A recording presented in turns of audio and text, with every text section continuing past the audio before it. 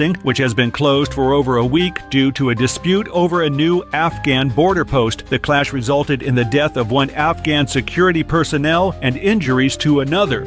A female suicide bomber targeted a paramilitary patrol vehicle in Kalat, southwest Pakistan, resulting in 1 death and 3 injuries. Female suicide bombers are rare in Pakistan, with the last known attack by a woman occurring in 2022. In Los Angeles, federal authorities arrested Eduardo Domingo Renoy Matul and Cristobal Mejia Chaj, leaders of a criminal organization accused of smuggling 20,000 people from Guatemala to the U.S. They allegedly charged each migrant up to $18,000 for passage. Former U.S. Representative Lincoln Diaz-Balart, a prominent advocate for Cuban democracy, passed away at 70 after battling cancer. He served 18 years in the House. The opinions expressed on this program are those of the host or guests and should not be interpreted as statement of fact. Independent fact-checking and corrections are encouraged. Can we get a cup of coffee in here, please? No coffee for you. Why am I talking light and talking? I'm developed this. I need to give them kind of thing.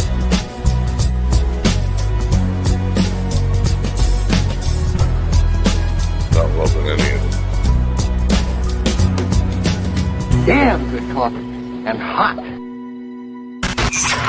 My dog is your mind's best friend.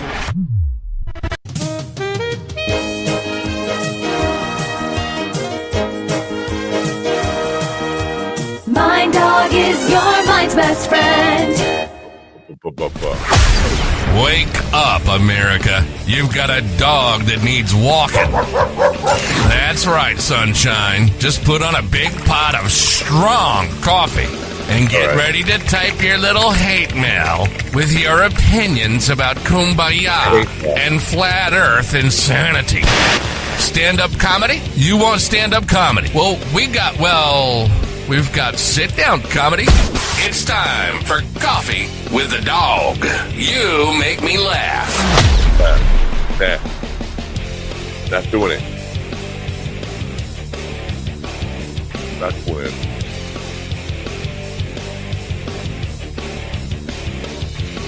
My mustache looks like it's on crooked. I think it does. I don't know what I'm going to do about that.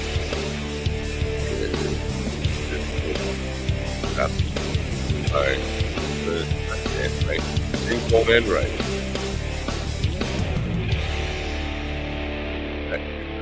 If there's a boopy, I'm going to lose it. No boopy. Alright. Alright, how about that? It worked. Good morning, folks. It is a Wednesday, March 5th, 2025. Today is the start of the season of Lent, Ash Wednesday. If you are part of that church that, you know, they like Walter boys and stuff. If you are part of the people who think following Jesus Christ includes, I don't know, rituals, ashes on your head, giving up stuff until Easter. What am I giving up? Tell you what I'm giving up. I'm giving up the good life. I'm in America. There's nothing left to give up. I'm giving up.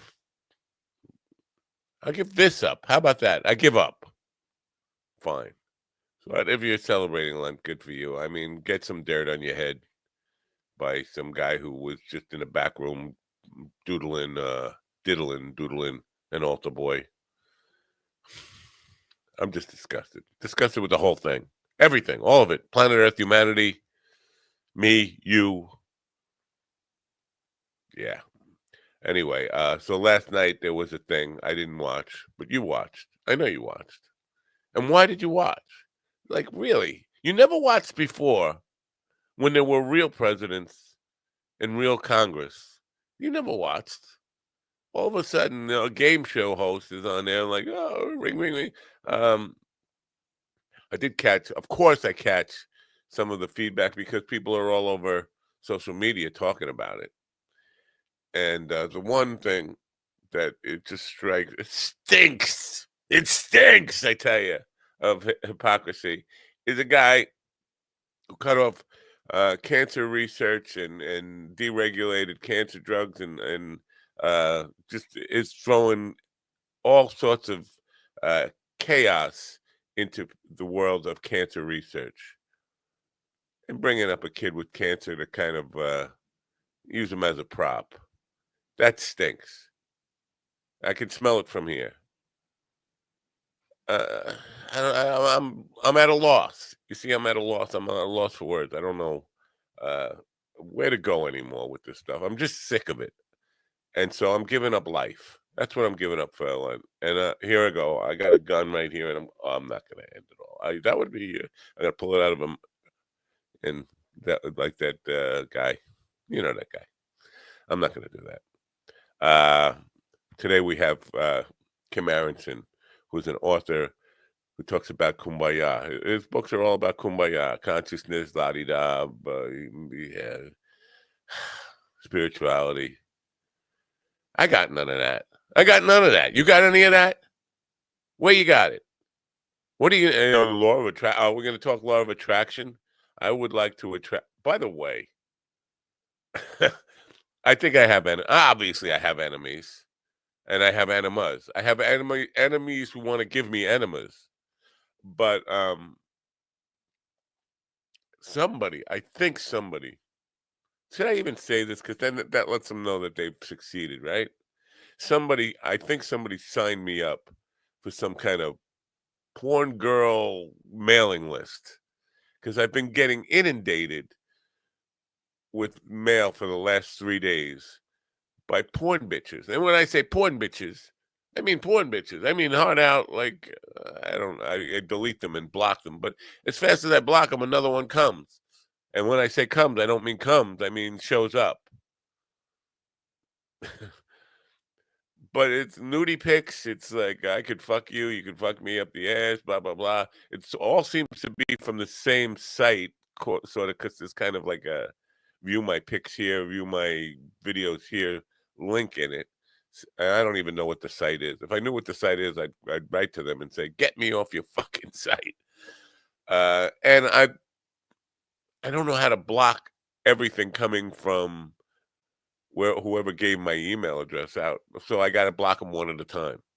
And it's just, I'm thinking of just dumping I should give up my email account for Lent and beyond, right? I don't know. So now they know they've won. They've won. They've tormented me by putting my email out there for porn bitches. Ron Kane is absent without a note again. This is it's getting to be a pattern. He will show up. He'll show up late. He'll show up late for class and just walk in. He'll smell like pot. We know he was out in the woods getting high with his friends before homeroom. And he's just going to walk in here, burp out a big old pot burp. Oh, sorry, I missed the bus. Yeah, he missed the bus. Not like listen, he's not required to be here. Nobody's required to be. I'm not even required to be here. And tomorrow I won't be here. So there. You care. I have a show tonight, and I can't even tell you what's on the show, who's on the show, what's going to happen.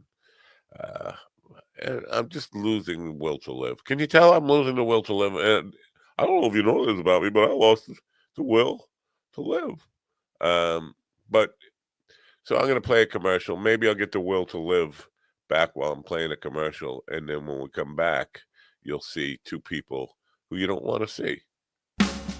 With humble East Coast beginnings in 2015, Daily High Club is the premier destination for glass water pipes, vaporizers, and consumption accessories.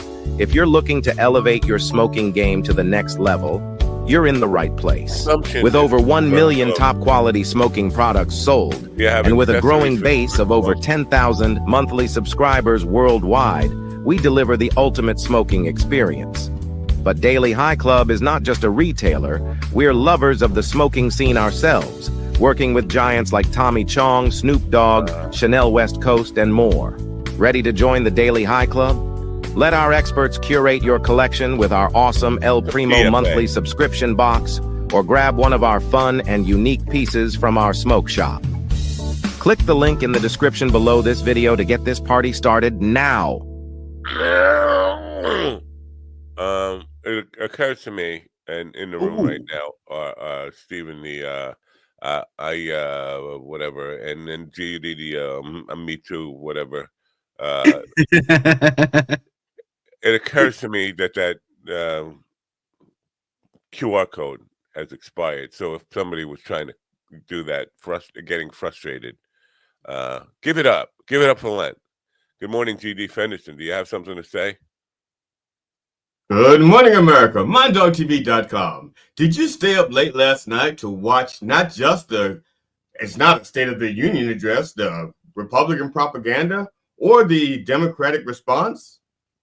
Good for you. You stayed up just like I did. And you're probably too tired to celebrate Ashy Wednesday. So, congratulations. Wait. The ashes they're rubbing on people's foreheads are yours? Oh yeah, they're mine. They're mine. Ew. I thought it was. I thought it smelled like it was balls. bad enough when it was Jimmy Hoffa's. It's yours. Oh my God. That's yeah. All right. What do you think? Where do you think all those ashes go? The only time I make any money. This is my Christmas. This is the only time I can sell my ashes. Stop it. What do you think? I don't. I try not to. This is the only time I can sell my ashes. This is my Christmas. 90% of my revenue. By the way, the praying mantis archangels. The praying mantis archangel said Ron will be here at 9:30. That's coming out of his paycheck. Wait, hold on. Will he have a note from his doctor or from his? Yeah, 9:30. I gave up Lent for Lent. I forgot what Daniel. Anyone else find it weird that he's getting a colonoscopy done in an eye doctor? Yeah. Well, they get all up in there. They dilate his pupil. They dilate. They put the drops in. Dilate. Why are you wearing a diaper, Rod? They dilated my asshole and it won't hold it in anymore.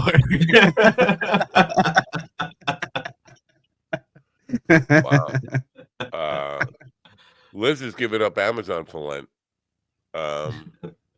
That's a tough give up because much as I hate Bezos, this thing, when my other arm broke, I ordered this. It broke during a church thing on Sunday morning, and I ordered it right after church, and it was delivered Sunday night. It not even the next day. It was Sunday night. Crazy, dude. Welcome to 2025. Right, and the other ones, this can go for up to like $90 or whatever. This was $19. $19. It showed up at my door. I didn't have to leave the house. It's hard to give that up. See, I give it up all the time. My wife, like, there's I don't buy sodas. I don't drink sodas. I have a Soda Stream. Product placement. I have a Soda Stream, and but I like certain flavors and also like the caffeinated stuff because I don't drink coffee and stuff like that. And I don't even need the caffeine. It's just a psychological dependency, Yeah. So I feel that it doesn't even keep me awake. I can drink like a gallon of Mountain Dew, and after I piss, I fall right asleep because the caffeine doesn't keep me awake. But I have Mountain Dew and piss. I'm sorry, I heard Mountain Dew. Yeah, well, you can't really tell. It goes in and out the same color, pretty much. But wait, what? What are you drinking then? I just said Mountain Dew. You said Mountain Dew. Okay, I was gonna say that makes sense. That tracks. What's wrong with your piss? But I'm running low on my Soda Stream mix, and so I order it just when I have like 2 or 3 weeks left, I order more. The stores where I usually get it, they don't have it anymore. And my wife says, well, you can go to Walmart. I said, well, I don't shop at Walmart. I boycott Walmart. She goes, well, she says, what about Amazon? She says, Amazon has it. I said, I don't shop at Amazon. They're bad for the economy. You're a man of principle. By the way, Ron Kane is here now. Who gives a shit? Is your anus dilated from the exam? Of course. We decided that you were getting a colonoscopy at the eye doctor and they dilated your brown eye. You got a drive-through colonoscopy. Drive-through colonoscopy. Got your ass up in the window. Got your ass sticking up the window. It's like, there's Ron again. We don't know if he's just driving down the street or getting a colonoscopy. I don't know if you know this about me, but that was a hell of an entrepreneurial idea. We should get on it. We should invest. Yeah, I have a personal edict that I won't write a a colon joke, because there are so many fucking comics that have jokes about getting a colonoscopy. It's like I can't take it. It's not a joke. First of all, this is the problem. They're joking. I have not gone for one. And I won't go for one. I'll just get, and which is why I got ass cancer. I've had one already. You see, I had one colonoscopy already. Don't you just want to die though? Or you don't want to die? Do you want to keep living? It kind of ebbs and flows. I mean, I'm on a journey of rebuilding, so I don't really want to die right now. I kind of want to see where it goes. So have you given where up children? To grave. Have you given up raping children for a That's where we all wind up. No matter how successful we are, no I matter know how poor we up are, in the grave.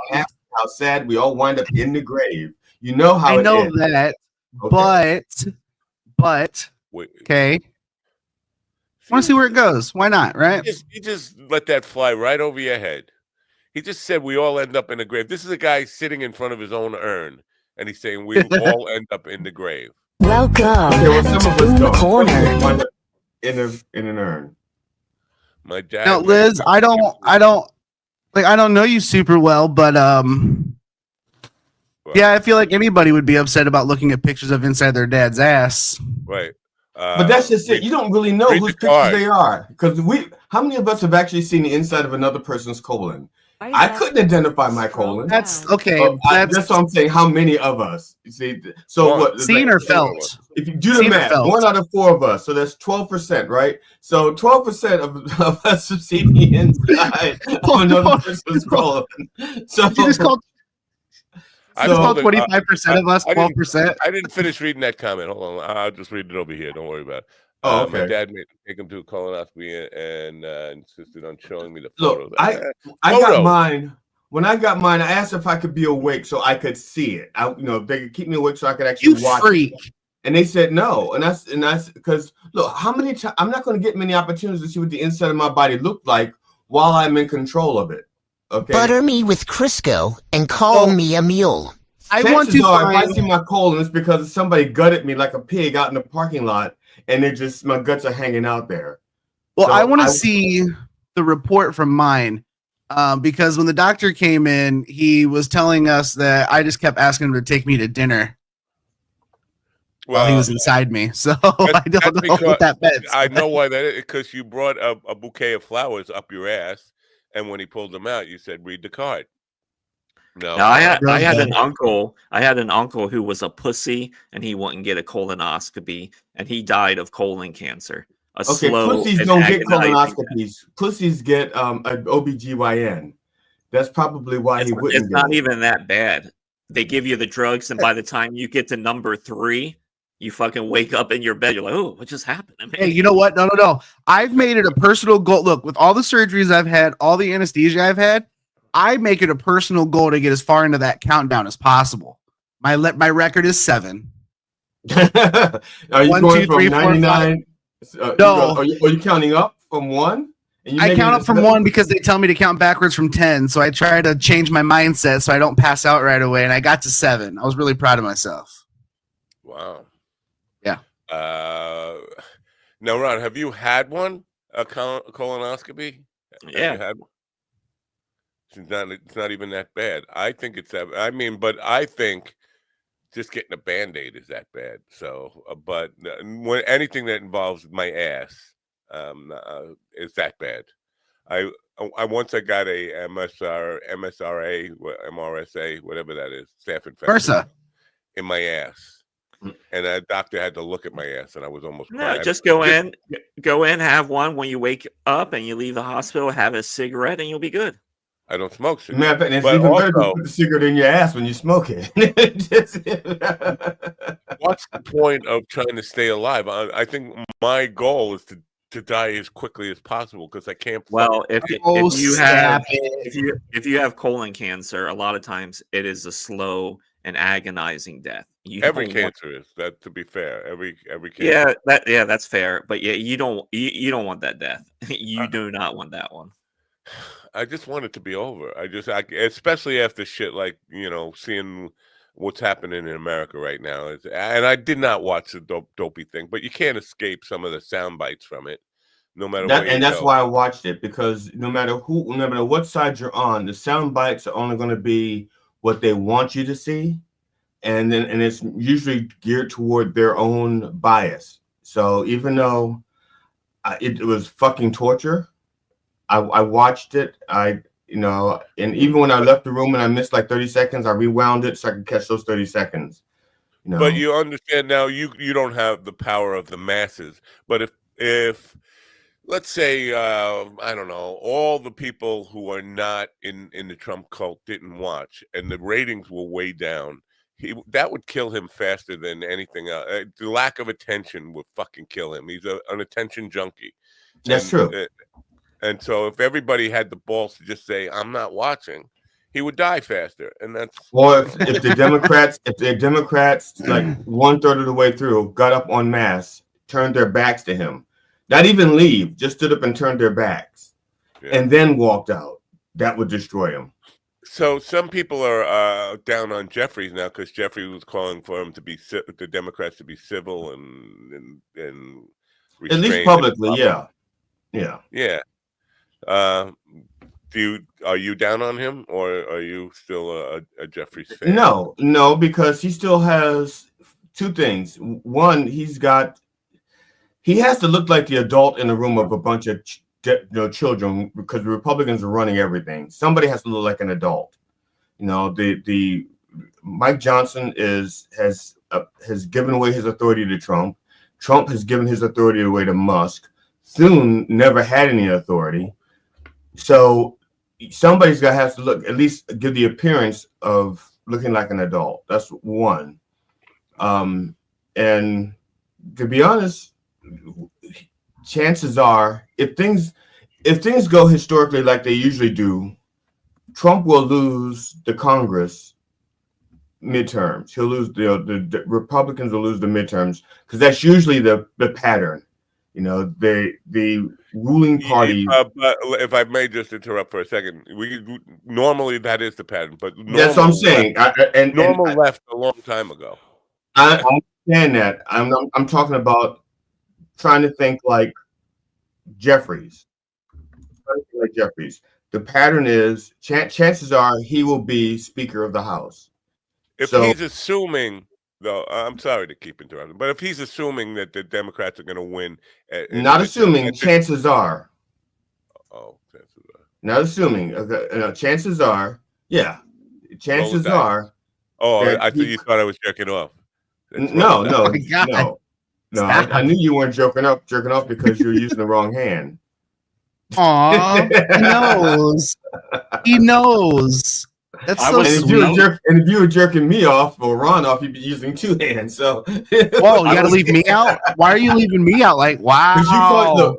You called yourself the Thunder Thimble. I'm assuming that's because You're not wrong. Lightning comes out, but there's no roar. There's no. Yeah, I'm upset that they didn't give a shout out to Jeffrey Epstein last night. I mean, come on, that guy has done a lot for a lot of those pervs in the room. You got to give Jeffrey a shout out. Come on. They should at least pour a little bit out for their home. I'm not aware of him. Well, actually, they did. Mike Johnson and JD Vance did. Mike Johnson and JD Vance did a memorial for him. Didn't you see the gesture? They had their microphone at half mast. Did you notice that? Their microphone was down just like this. It was at half mast. That was for Epstein. And I was disappointed they didn't put up the adult sites that Mike Johnson shares with his kids. Come on, man. Yeah. Somebody said Mike Johnson looked so adoringly at Donald Trump last night that his kid is going to have to monitor that relationship or whatever, monitor his phone, see if he's jerking off the Trump porn. Yeah, I did that joke 2 years ago for Politipod. Whenever when Mike Johnson announced that he was like porn buddies with his son. So you're saying people are stealing your jokes on No, Twitter? I'm just saying it's very old. Oh, all right. Well, No, I'm sure not saying people. I'm sure nobody in their right mind would ever steal anything that I write. No, that's true. They have, but I said right mind. No, there was some girl volleyball player who was bitching about trans getting spiked in the face with a trans volleyball. Peyton somebody. They just hate trans people, don't they? I mean, they're just looking to demonize trans Well, people. they hate people. They hate people. They just need an excuse to hate people. It's an easy target. It's an easy target. That's it. Because hating is easy. It's an easy target. It's what, like 1% of the population. Right. Yeah. So what like Ron said, 1 out of 4 people are trans. Right? That's not true. No, it's not. He just said 1%. Isn't 1% 1 out of 4? No. Well, I'm not. Well, that you okay? You called 25%, 12%, and 1%. I'm confused. Are you a retard? Cent. Are you a retard? Are you a retard? I'm writing cent in the air. You see me writing cent in the air? Can you see that? Kids look like retards. It's SCENT. All right. SCENT. Cent. They're so worried about trans, and the whole country is so bisexual. It's a weird place to be in. I feel like that's a little bit of a confession, but all right.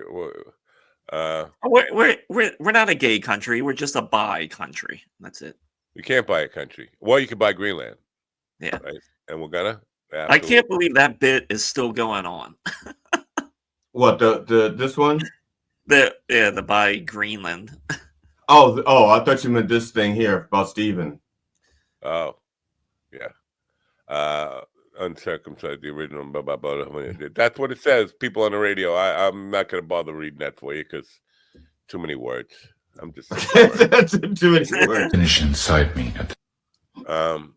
So yeah, we have a Kumbaya guy on later today. I'm not down with the Kumbaya. If you listen to the intro of the show, you know how I feel about Kumbaya. We used to have a Kumbaya regular guy on the show, frequently appearing Kumbaya guy, which just burnt me out on the whole Kumbaya consciousness, spirituality, law of attraction. And he chose to be on this show. Enjoy the suffering. Right. So, you guys, this predates you guys. The Kumbaya guy who was on this show, he said everything that happens in your life, you attract it in your life. If something happens, the law of attraction, if something is happening to you, it's because you willed it, you thought it, you what's the word? Manifested it into your life. And then when I got angry at him, it was not his fault. No, it was all my fault. Sorry, guys. Hello. You manifested my anger towards you, didn't you? This is part of your whole philosophy. So they do as I say, don't do as I do type of. Yeah, he's into it. He wants you to be his daddy. That's what he wants. He did want. Sorry, guys. I had a phone call. I have a job interview in the morning. Ooh, cool. Whoa. Hand blow. What kind? Ace Hardware. Oh. Can you get me a open end wrench? I can get you a reserved parking spot for meeting dudes. So you're gonna get like a discount on oil and lube for your wheelchair? Sure. Yeah. Oh, did you ever get? Where's your ramp? Where's your ramp?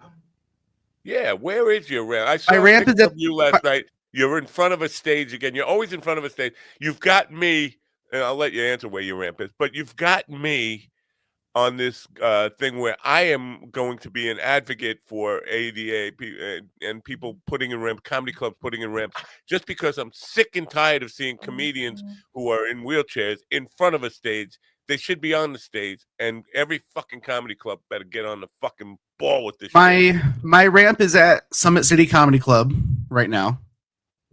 because I wasn't able to keep it where I was at. So right now it's in Fort Wayne. It's a storage thing. Well, no, my ex didn't want me to keep it at the house, and the manager of the comedy club said I could keep it there. Does it fold? Does it? Get Is it? the fuck Does, out and is take it, your ramp with you. It folds, yeah. Wow. It folds, but you can't take it with you. It's 6 foot long and it folds in half. So it's my dick. So it's still 6 foot long. It just goes from wide to narrow. Just exactly like my dick. Yeah, but no, but they offered to keep it there because I use it while I'm there to get on their stage, and yeah, so I can get it whenever I need it. What's it made out of? Is it aluminum? It's aluminum, yeah. Aluminum. I know you don't want. It's aluminum, but my brother's going to be building a ramp on the front of his house anyway. And then as I'm looking for a place of my own, I'm going to be just looking for something on the first floor. So I'm thinking about. There's got to be a way to make a portable ramp that's 6 foot long that just folds. Instead of when you fold it, instead of being 6 foot, it's 3 foot. You know, well, I'm sure you can buy something like that, but I'm sure there is, but those prices, yeah, like the ramp I have alone was like $900. Wow. So I mean, if it was, I think I can make it for less. I think I can make it for $850. I think we got today. We'll have new ramps in the Mind Dog merch store. It just seems like a very cold-hearted thing. We're breaking up, blah blah blah blah blah.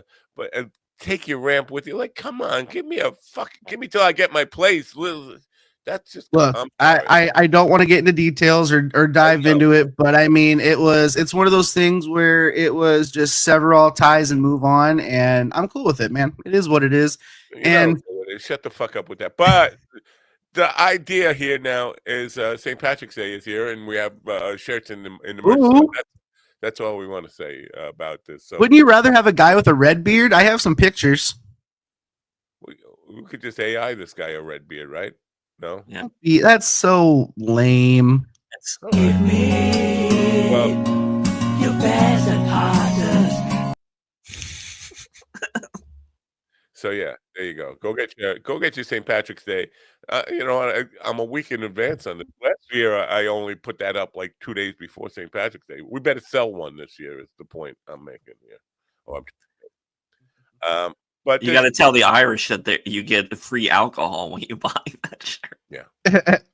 No, free hangover remedies. GD, if you could help me out with this, find us a drop ship ramp company that will slap the Mind Dog logo on there, and we could start selling to wheelchair-bound comedians Mind Dog ramps. No, I'm thinking like a super entrepreneur. Well, I've also started like researching how to build a proposal and a pitch for a documentary. So,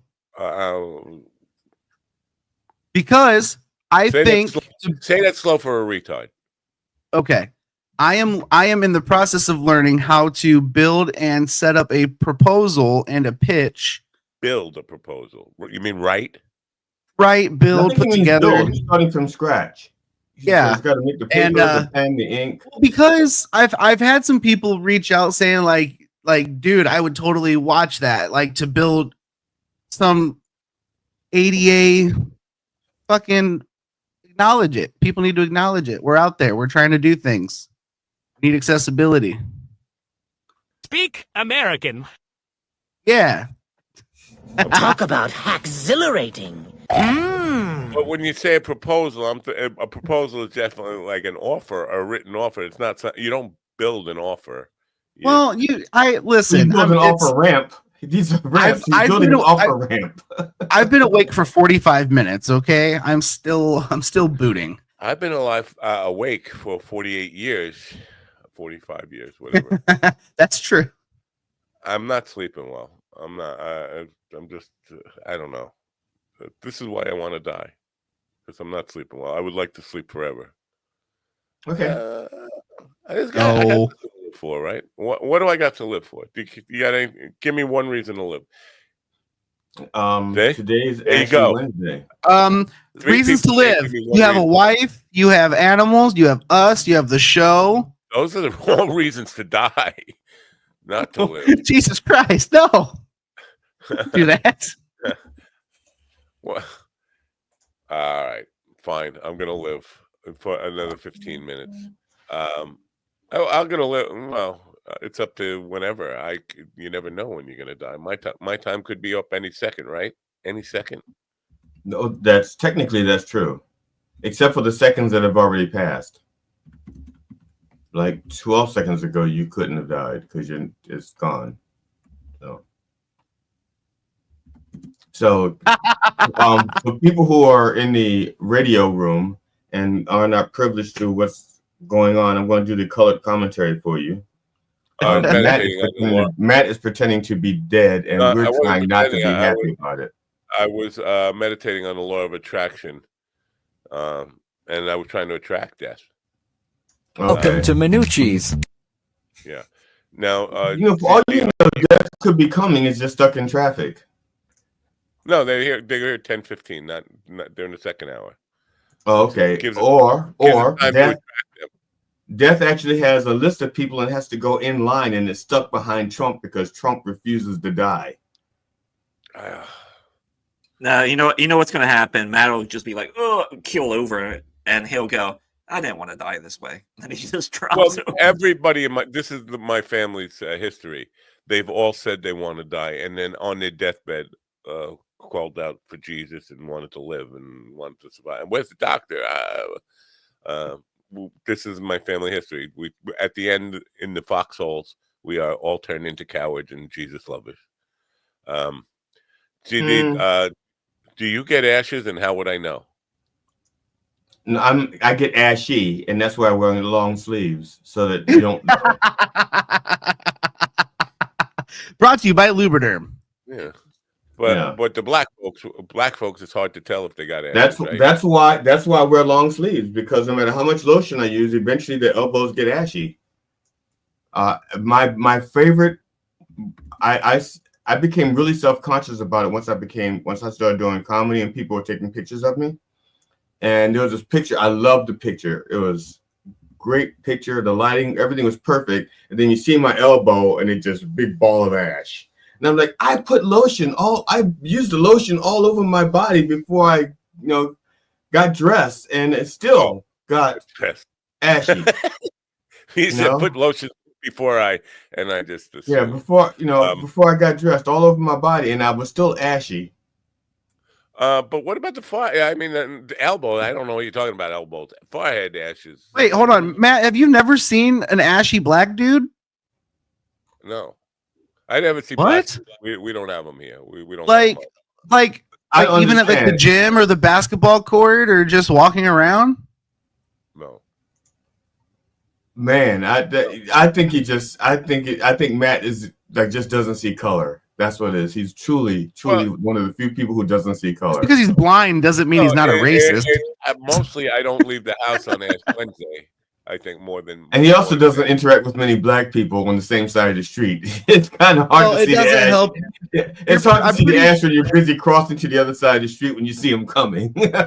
I'm pretty sure you're the extent of his black person interaction, to be honest. Hey, breaking. Did you see how when I hugged him? Did you see how when I hugged him at the club, he went. Wait, yeah, he was like, do we have you music sitting here? News? No, we have no music breaking news. Here you go. A divided Supreme Court on Wednesday denied the Trump's administration request to block a lower court order on foreign aid funding, says the U.S. Agency for International Development must restart payments. That's interesting. A divided Supreme Court. That means one of them crossed the line there. Two had to cross the line because but 6-3. Who do we know? Who are I'm looking at the art. I'm guessing Amy Barrett. I'm going to say Amy Barrett, and I'm going to say Roberts. Now, didn't Trump thank Roberts for thanks a lot? I won't forget it or something as he was leaving the hall last night. Something. Yeah, the court voted 5-4. All right. It says four. Fucking sign up for that. 4 conservative justices descended from the denial of application, with Justice Samuel Alito writing that Ali did not have unchecked power to compel the government to pay out $2 billion tax dollars. Wow. The other dissenters were Justice Clarence Thomas, Neil Gorsuch, and Brett Kavanaugh. Yep. Whoa. Just see that's the problem. That's the problem when you have partisan. You can almost tell who's going to vote which way. Cry. Oh, I thought you were crying. Trump's going to be throwing somebody under the bus today, isn't he? Probably. Yeah. He's going to write an executive order saying that there's going to be 13 justices from now on. He's going to put like 5 more justices, or what's the math? 9 plus 6 equals 13. Okay, yeah. So 6 more justices. 9 plus 6 is 15, isn't it? Where'd you go to Trump University? Yeah, what? But hey, this is true though. I was blown away by this. I went for an open mic to try out to see if he'll book me in the future, which that went well. But yeah, I was blown away. I was just there for an open mic, and he had a full-on ramp installed. So I think you should go to San Francisco. I don't know if it happens when a crippled guy gets on a hill and gets tired, but no, it depends on which way they're facing on the hill. It doesn't matter which way you're facing. If it's down, it's down. But if you're sideways and you get tired, you're just going to lean a little, and you just have to counter the gravity. Fall over. You just fall over. No, that's what I'm saying. You counter the gravity like this, see, and that way you don't fall. Because I have a very hilly yard and a tractor mower. You do the counterbalance thing. When I was a kid, we used to ride my wheelchair down these really big hills. Here we go with the old man stories. Back when I was a kid, we used to go uphill both ways. Yeah, both ways. Yeah, sideways. But we used to roll down the hill as fast as we could on like skateboards in my wheelchair and hit the curb and just see how far we could fly. That's not as fun when I'm 34. It's just not as fun. I was watching Tony Hawk being interviewed yesterday. For those of you who don't know who Tony Hawk is, I can't explain. Everybody knows who Tony Hawk is. Okay, good. So he was talking about his first skateboard. Yeah, we're just surprised that GD knows who Tony Hawk is. I am a little shocked as well. Go on. I'm shocked too. Like people our age generally don't know this. I only know it because my kid was a skateboard head and the Tony Hawks. Well, I don't know if you know this about me, but I used to film skaters. I didn't know this about me, but I was a skateboard head back. But here's the deal. He was talking about his first skateboard and how it was like, and how archaic it was. It was like flexible with the tail and it was fiberglass, and how it's nothing like. I'm saying, you lazy fuck. You don't know. My first skateboard was a 2x4 and it had a broken skate, a skate screwed into it or nailed into it. That was my first skate was a 2x4. But that's not surprising. You were because the wheel was invented a week before your skateboard. What I'm saying is we were doing skateboard tricks with a fucking 2x4 and the board didn't bend. If the board bent, that means you broke it. Yep. See, thank you. Sometimes you took the wheels off of shopping carts and stuff. Whatever. Yeah, but that's how we made our go-karts. Our go-karts were usually shopping cart wheels. Yeah. Or old wagons. Steven, you didn't ride bicycles. What am I thinking? No, well, I had friends that would pull me around on their bikes with ropes. Did you do or did your generation do the baseball cards and the spokes and No, because that DiMaggio card could have been worth. That DiMaggio rookie card could have been worth something.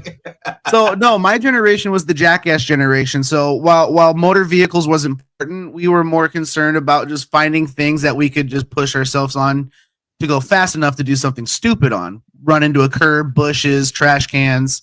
The jackass generation. Mm-hmm. But that's just growing up being a Jackass fan. For example, I was a Steve-O fan. So I learned to swallow goldfish and throw them up alive. I learned to puke on command. I would staple things to myself, blow up fireworks on myself. I was doing all sorts of stupid shit as a kid. I have a book that's in black and white, It's called Fads and Follies of the 50s or something like that. Okay, it's a book that it was written before I was born.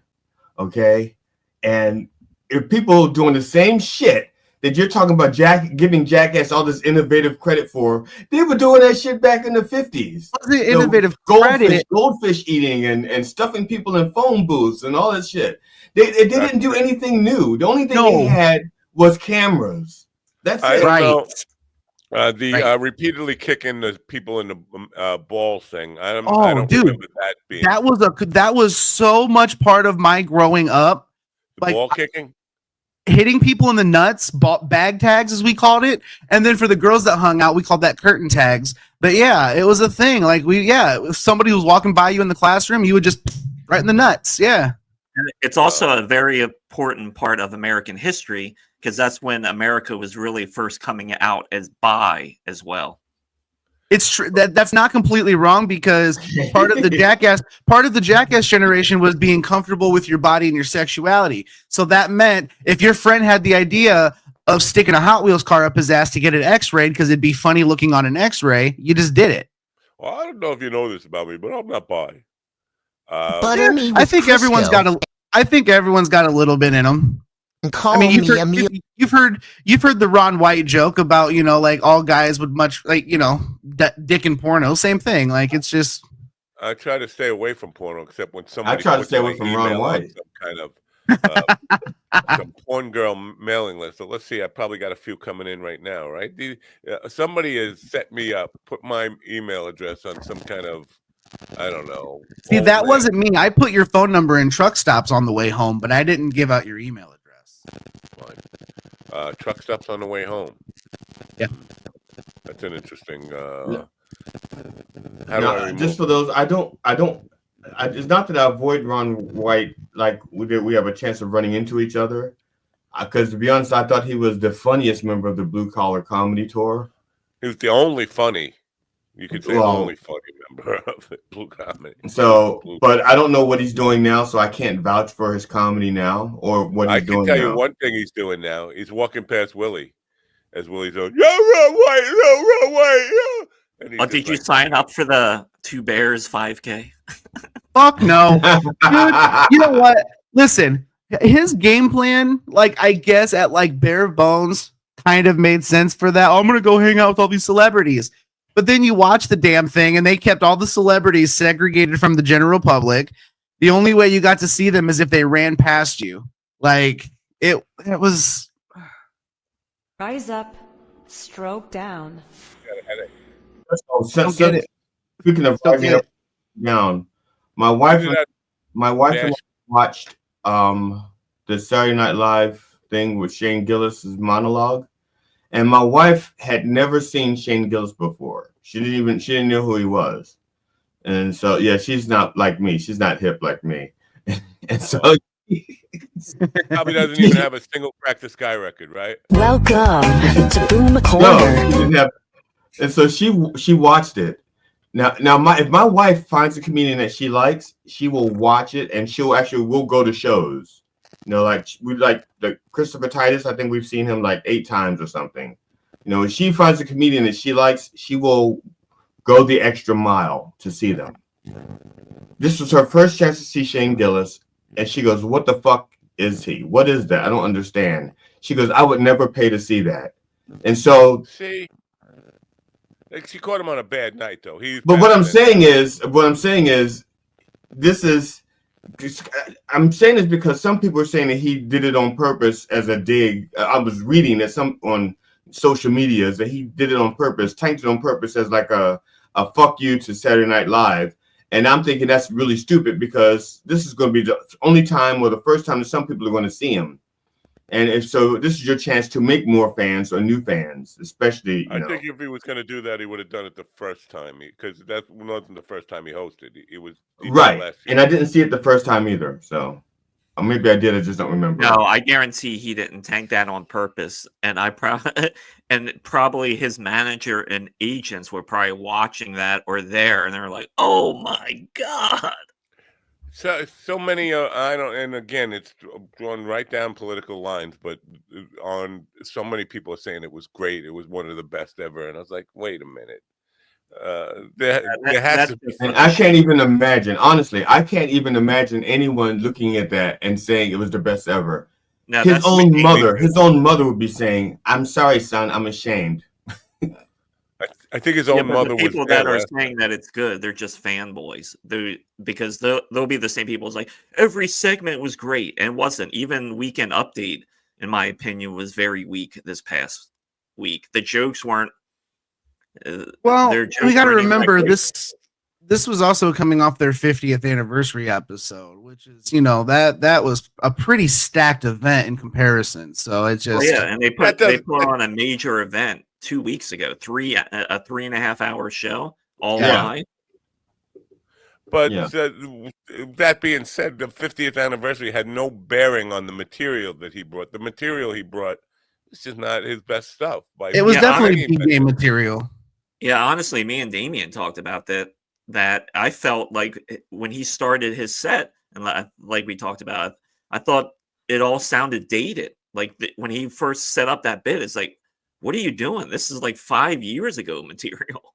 Yeah. And the funny thing is, my wife didn't even look at it as dated. She just looked at it as just bad, all around bad. And so I was just, you know, and I like I said, I just mentioned it because, you know, if seeing different opinions like that, I said, no, those are stupid opinions. I don't care how famous you are. If you're on a big stage, you want your A game. You know, that's it. Yeah. Now it's different if you do your A game and you fail, fine. I understand that. But to me, that material didn't even look like he tried. At least with the reputation he has. The reputation and him selling out arenas like he does, I guess, I expected more. Like I said, because I don't watch his material. I don't know what funny is for him, but what he did was not funny for me or my wife. Yeah, I think like he really should have been. His set should have been so much better, just for the simple fact that he didn't even have that pressure anymore of coming back after the first time after everything went down. Right. It's like you have that pressure removed. It's gone. So if you're a really good stand-up, come out there fucking swinging. And he did not, in my opinion. Somebody did and it was for a non-comedian to do a kind of dissection analysis of the set. I thought it was spot on. He was talking about, you know, he didn't spend enough time on a setup here. He did no time on a setup here. It seemed like he workshopped this stuff for a friendly crowd, but this was not a friendly crowd. And whatever they were saying, I was like, wow, this is a really good analysis. I didn't share it. So I think also what we're seeing is like a comic like him and all these other comics, they've all went down to Austin and this and that. But Austin is very isolated. And when you start going out to other parts of the country, you know, they don't want to fucking hear about Joe Rogan or fucking trans people or whatever the fucking other, because that's all it was when I was down in Austin. When you went to the mic, every fucking mic was one guy talking about Joe Rogan or trans. It's like, it was so boring. And I think a lot of those comics have really just isolated themselves. Yeah. So now I don't mean to pick on Steven, but I did see some other night. You pick on Steven. I should pick on him, but yes, Ash Wednesday. We got to pick on Steven. All right. So this is a pick on Steven segment. Not really pick on, but I could be better at picking on. The other day when he was talking something on Facebook about moving on, somebody said next stop Austin, and I think he said that's the goal. Did you not say that's the goal, Steven? Are you going to Austin? It's a goal to visit. Yeah. It's a goal to visit. Oh, to visit. Okay, I missed. Yeah, because then he said, well, I'm going and not coming back, and I was like, oh, well, that's not going to work. No, I don't want to live in Austin. Yeah. I'm not sure that Austin is all it's cracked up to be. I really, I'm not convinced it is either. I've done really well with making some, I guess, connections in the Austin area. And the consensus is pretty clear. While it's a great place to visit, it might be a good place to come visit and get on some open mics and maybe get on Kill Tony. the people that live there are just absolutely tired of the influx of quote unquote comedians who think they can come there and just strike it big 1 or 2 visits versus the people that live there who are trying and are getting, having to deal with bullshittery. Yeah, Not bullshittery.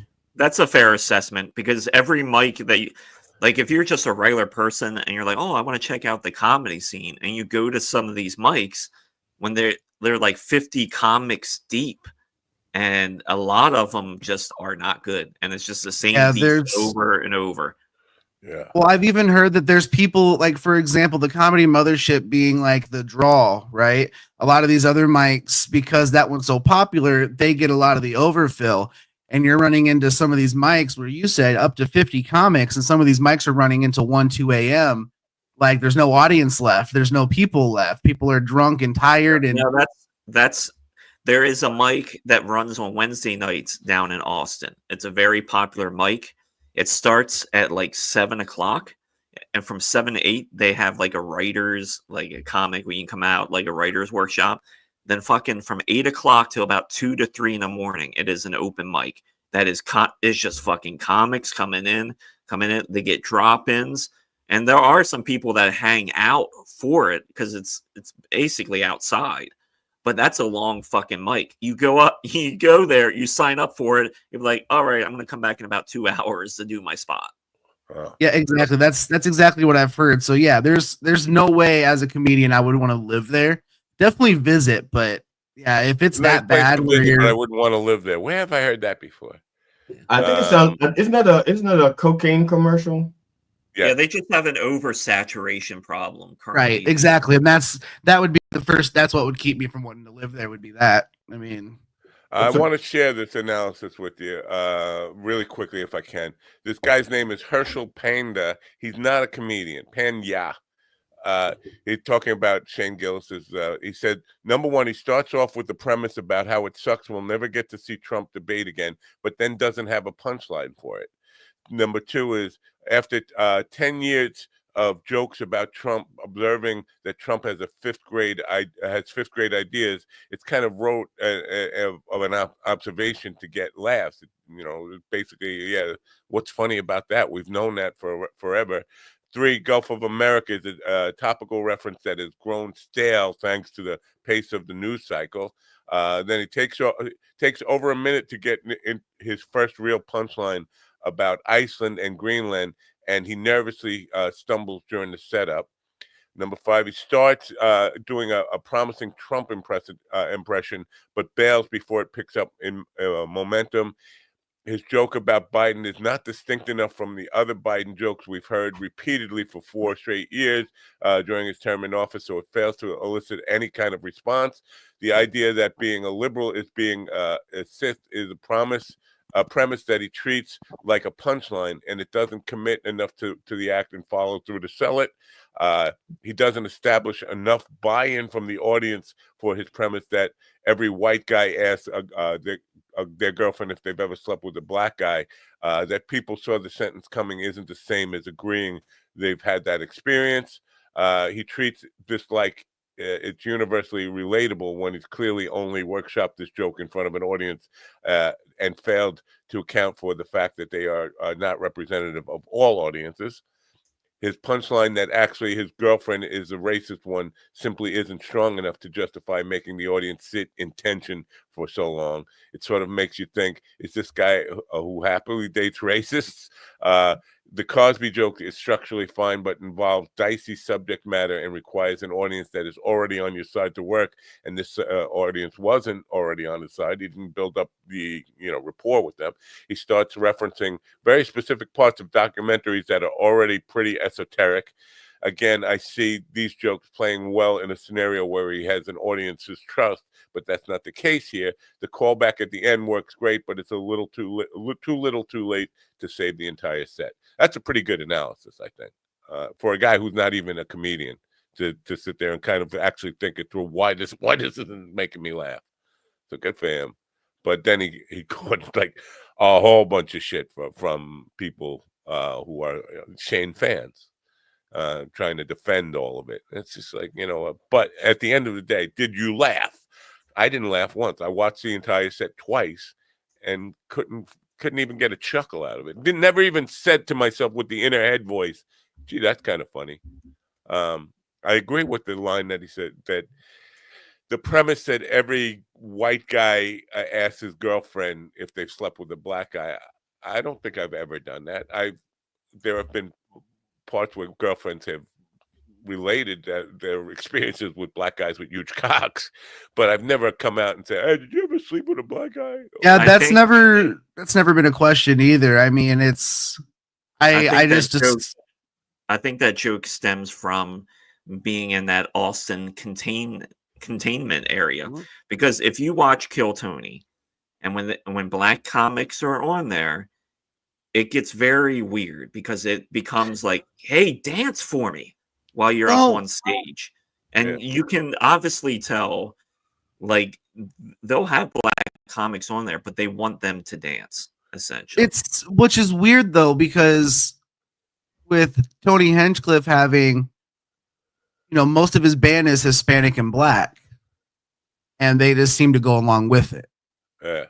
Well, the part of it, I guess they were going along with it for the paycheck, I guess.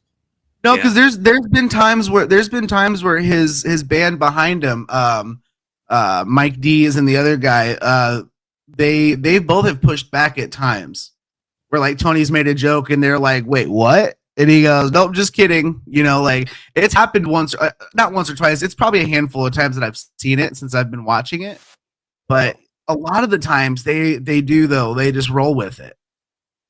Interesting.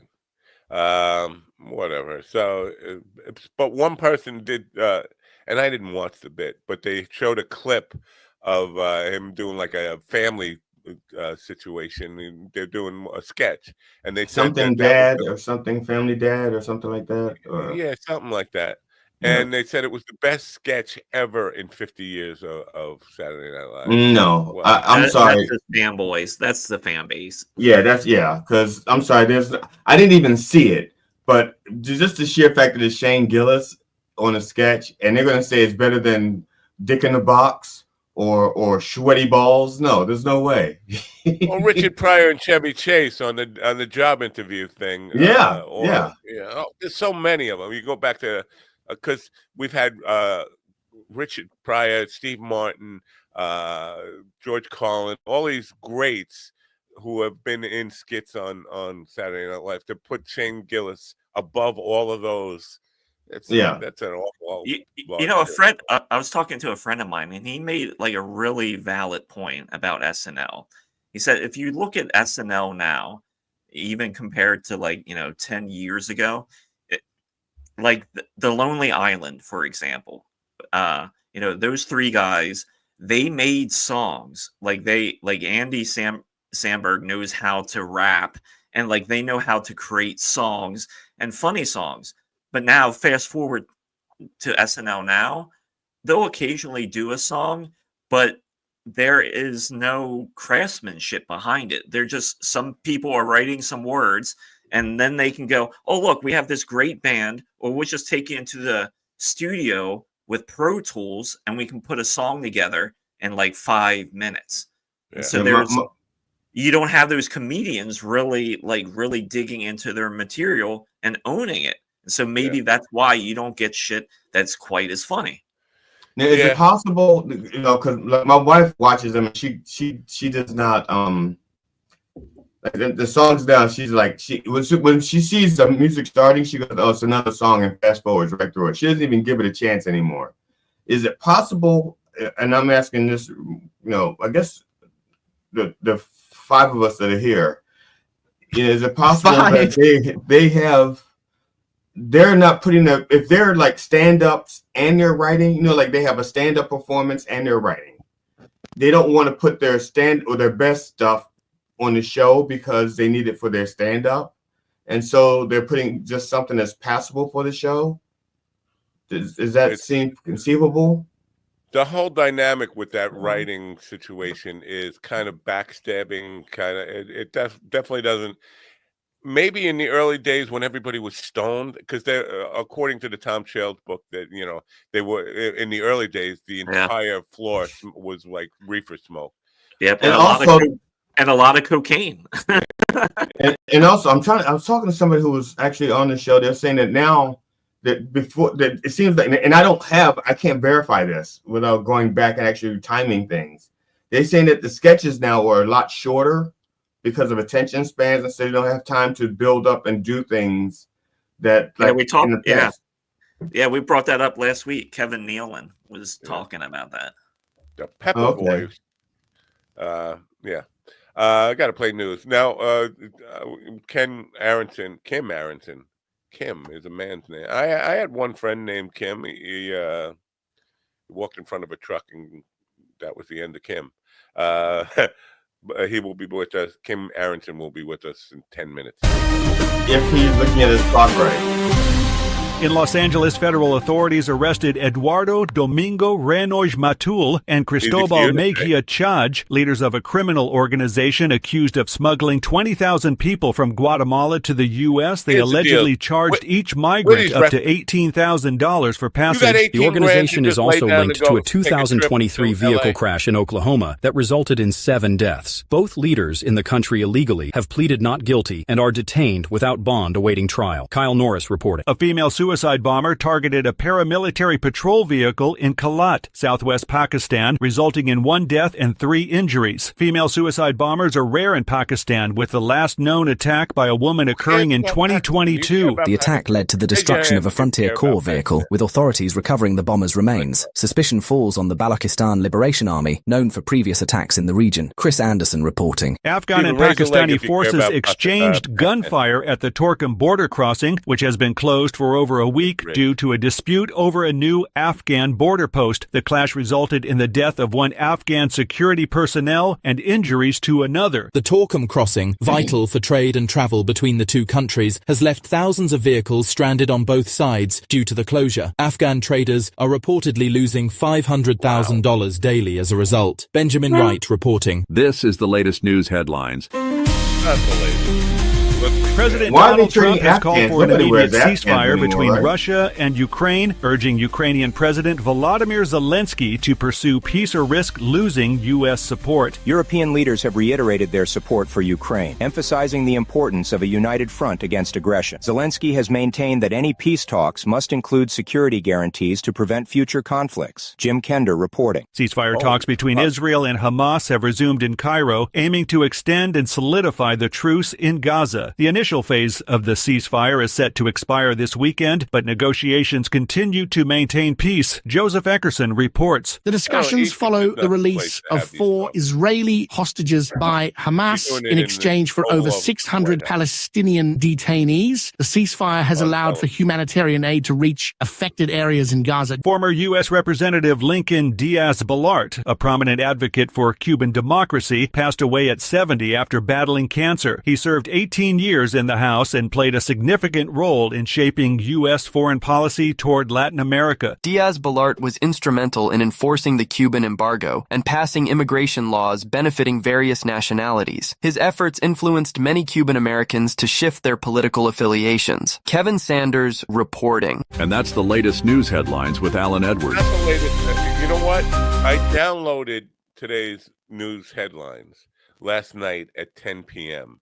It can't be the latest news headlines if it's already, I don't know, 12 hours old? 12 hours later, right? Yeah, that's what it is, approximately.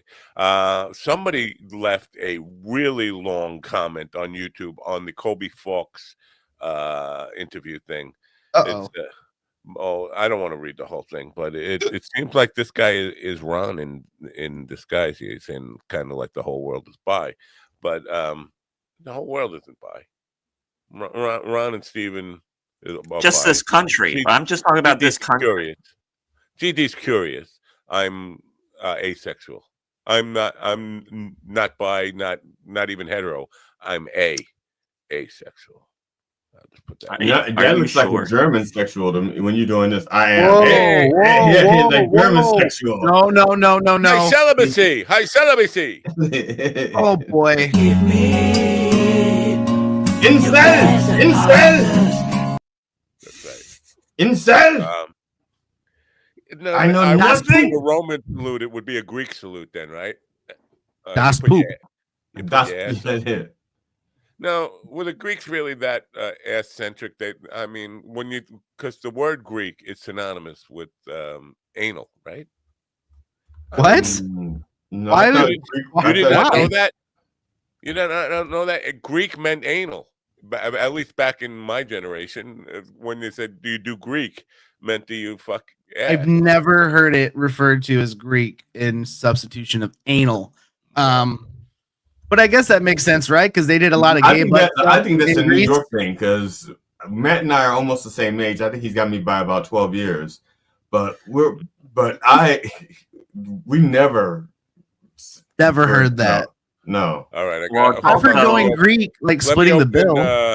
Well, the Romans were bi because they would have people that would, dudes and women that would please the gladiators. They were poly. Yeah, I was gonna say, bi does not do the Romans justice. I'm pretty sure They the were Romans and Greeks both were pretty into like same-sex intercourse, right? It was just right. free. Yeah.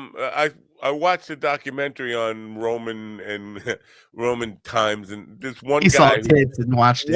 one of the commentators, because they would go to lots of different people, and there was no such thing as homosexuality. It was just everybody had sex with everybody. It was just a weird pile-on orgy. The whole nobody even thought twice about it. Like, I have sex with anything that moves, type of. No, what did I want to mess up my my browser history with? Oh yeah, Greek equals anal. Greek anal. Greek equals anal. No, he's gonna get. You're just gonna get a bunch. You're gonna get a bunch of chicks with hairy assholes. Here it comes up. On my loveshack.org, Greek style or anal sex, general relationship discovered. Pornhub, great anal porn, Greek anal porn videos. What is Greek sex and why is it so popular? Greek sex is, simply put, a fancier name for anal sex. What does the term Greek sex world mean? Greek is often used to refer to anal sex on Quora. I mean, it's on and on. So just to validate old people like me. So I'm not a freak for liking anal then. You're freak. No, the Greeks and don't now like I'm no going to be freak. cautious when my wife asked me if we want to eat Greek. Now I'm going to be cautious. No, that's always. I love anybody brings up a Greek restaurant, like, I'm not going there. Yeah, I used to like grape leaves. Hold on, I'm dancing.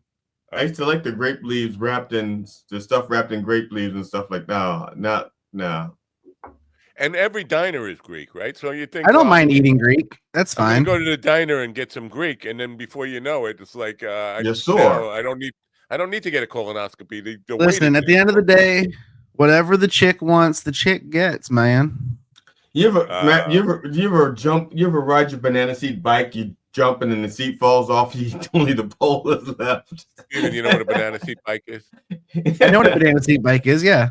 Schwinn used to make. I don't know if it carried beyond our generation. Listen, while I did grow up a crippy boy, I spent a lot of time in garages. I built bikes and motorcycles and cars and all sorts of stuff. I just was questioning the longevity of the banana seat.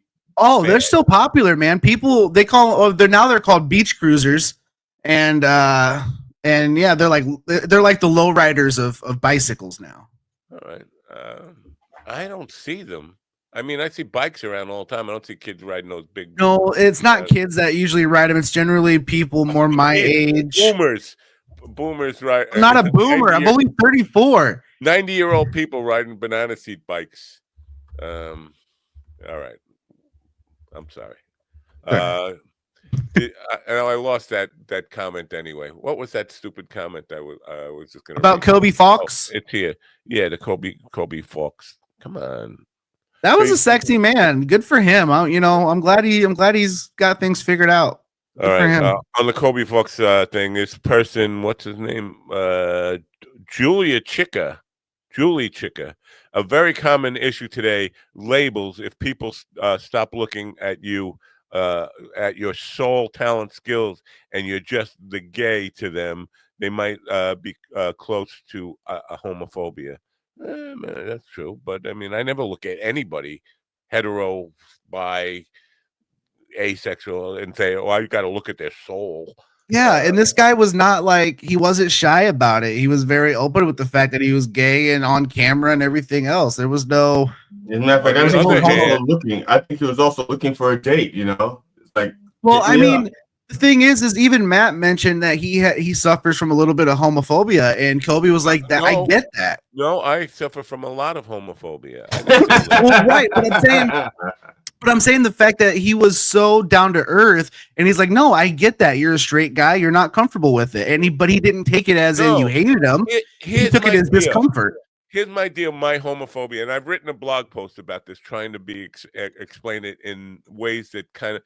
Homophobia doesn't always mean hate. It sometimes means fear. And my fear is not that I'm going to get raped by some gay guy or bear or whatever. My fear is it puts me, it definitely opens up my mindset to the friend zone chick who she's just uncomfortable with her friend now making a pass at her. And now how does she handle that? I get that. I don't disagree. I see where you're coming from. I have a lot of gay friends, and if one of them tried to fucking kiss me, I would probably react in a very aggressive push. No, you're not wrong. I mean, you're not the only one who feel bad about it. You're not the only one in that boat, though. So when we were in New York, why'd you try to slip me the tongue? He's never been with a black guy before. But look, it's one of the things where the ass is a different thing. Well, slipping the tongue in your well, it's one of those things where I mean, I'm in a similar boat with you. Like I even enjoy, visiting gay bars, but when I get hit on, it's one thing, but once they know I'm straight and they keep going, then I have a problem. If you hit on me once and you don't know that I'm straight, cool. It's a compliment. But when I say, sorry, dude, I'm into chicks, and then you keep coming back, there's a problem. But this whole idea with chicks and friends, my ex-brother is one of these guys who has always been in the friend zone and thinks that somehow that's going to end up like she's going to just fall in love with you. So she's going to leave her boyfriend and go for the friend. That just almost never happens. So I kind of understand that. And I have a friend I'm thinking of right now, a comedian who is gay. And I know he fucking beats off to me. I know he does. He's got a fucking thing for me. And it makes me uncomfortable. And how I communicate that, because I've told him, listen, please, you're creeping me out a little bit. He doesn't stop, though. Every comment is like. To answer this question from Miss Swan. Hello, Miss Swan. Give my best to Mr. Beavers.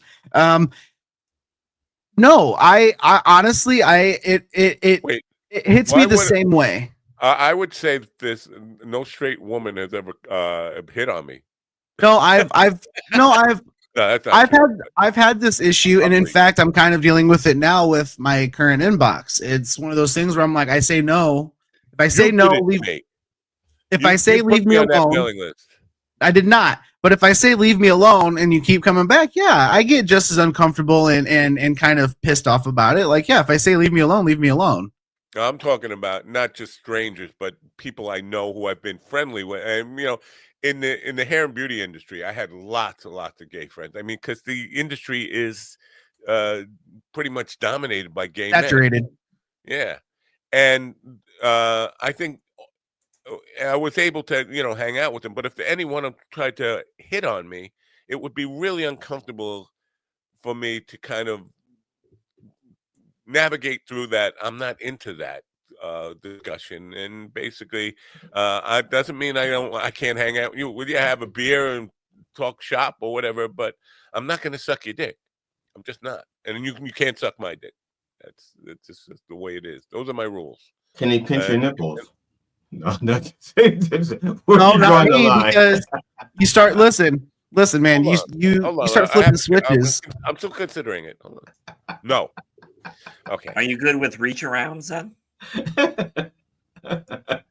I'm. You know what? Even hetero I've women. I've had a reach around from a hetero woman that fucking freaked me out. Wait, hold on. Why? What? Now, if you were blindfolded, could you tell the difference between a man and a woman? She was fucking even, like my jizz. Spit it out. Wait, swallowed. Now you were getting fucked by a chick and she reached around. No, I was getting coffee at the counter, and she came up behind me and reached around and put her hand down my pants. This was my boss at a place, and a kumbaya spiritual leader at that. Well, my boss / wife does that too. Yeah. But it totally freaked me out. Like, I don't know how to react. I'm not used to being the prey. I'm used to being the predator. So you're used to being depraved, not the prey. I had this conversation the other day where when I go to the bar, in particular, especially if I do karaoke or something, I get sat on by women a lot. Sat on. Oh, I thought. And honestly, it gets to the point where I get really uncomfortable and want to leave, because I can be there with a woman and they will still come up, sit on my lap, wrap their arms around my neck, and act like it's okay. If it was Angie Eberhardt or Erica Eleniak, would it bother you? If I was single, no. But if I'm with somebody, no. I would gladly cut my legs off to have that happen. Well, that's fair. That's fair. The thing is I get where men, I guess it goes along the lines with where people think like men can't be raped, like, no, I can be touched uncomfortably by an attractive woman and still not like it. Like, it's still a thing. It's just a matter of the situation. You'd make a terrible stripper. Yes, I would. I absolutely would. I would always be flattered if a good-looking a woman I thought was attractive hit on me in any way. I would be flattered. That's completely fine. I wouldn't always take him up on it, but well, look, it's different to be hit on and approached, okay? But here's the thing: a lot of the times that part's skipped, and it goes right to jumping on my lap. Is it a crowded bar and you're the only seat available? No. And they're really tired. There's never a reason for it. It just happens. There's always a reason for it. You just may not know what the reason is. Man, well, I mean, look at me. I would too. But I'm just saying, it's just one of those things, man. If you could sit on your lap, you would. I absolutely would. But looks like our guest Kim Aronson is not going to show up. He probably manifested himself right the hell out of here. He heard the conversation so far. Or he looked at the clock and he goes, I still got another hour. Yeah. Maybe it's a time zone thing. I don't know. You know what? Maybe he heard me say that I'm not all that enthused about this whole kumbaya stuff. It is. Well, yeah. So we got nothing to do for the next hour. We got show business. How do you twiddle your thumbs anyway? I don't really understand the whole that's twiddling. Yeah. All right. For people on the radio, there is a actual hi guys, bye guys. Who's BG 254? Do we know? Oh, that's I know BG 253 and BG 252, and I know the Bee Gees, but I don't know which one. I didn't know there were 254 of them. I thought there were only 4 of them. 3 of them plus Andy, who died young. Well, seems the good dude die young, although he really wasn't the best of them, was he? He was just the solo act. Was he a kid and banging Barbara Streisand? That's a weird thing, right?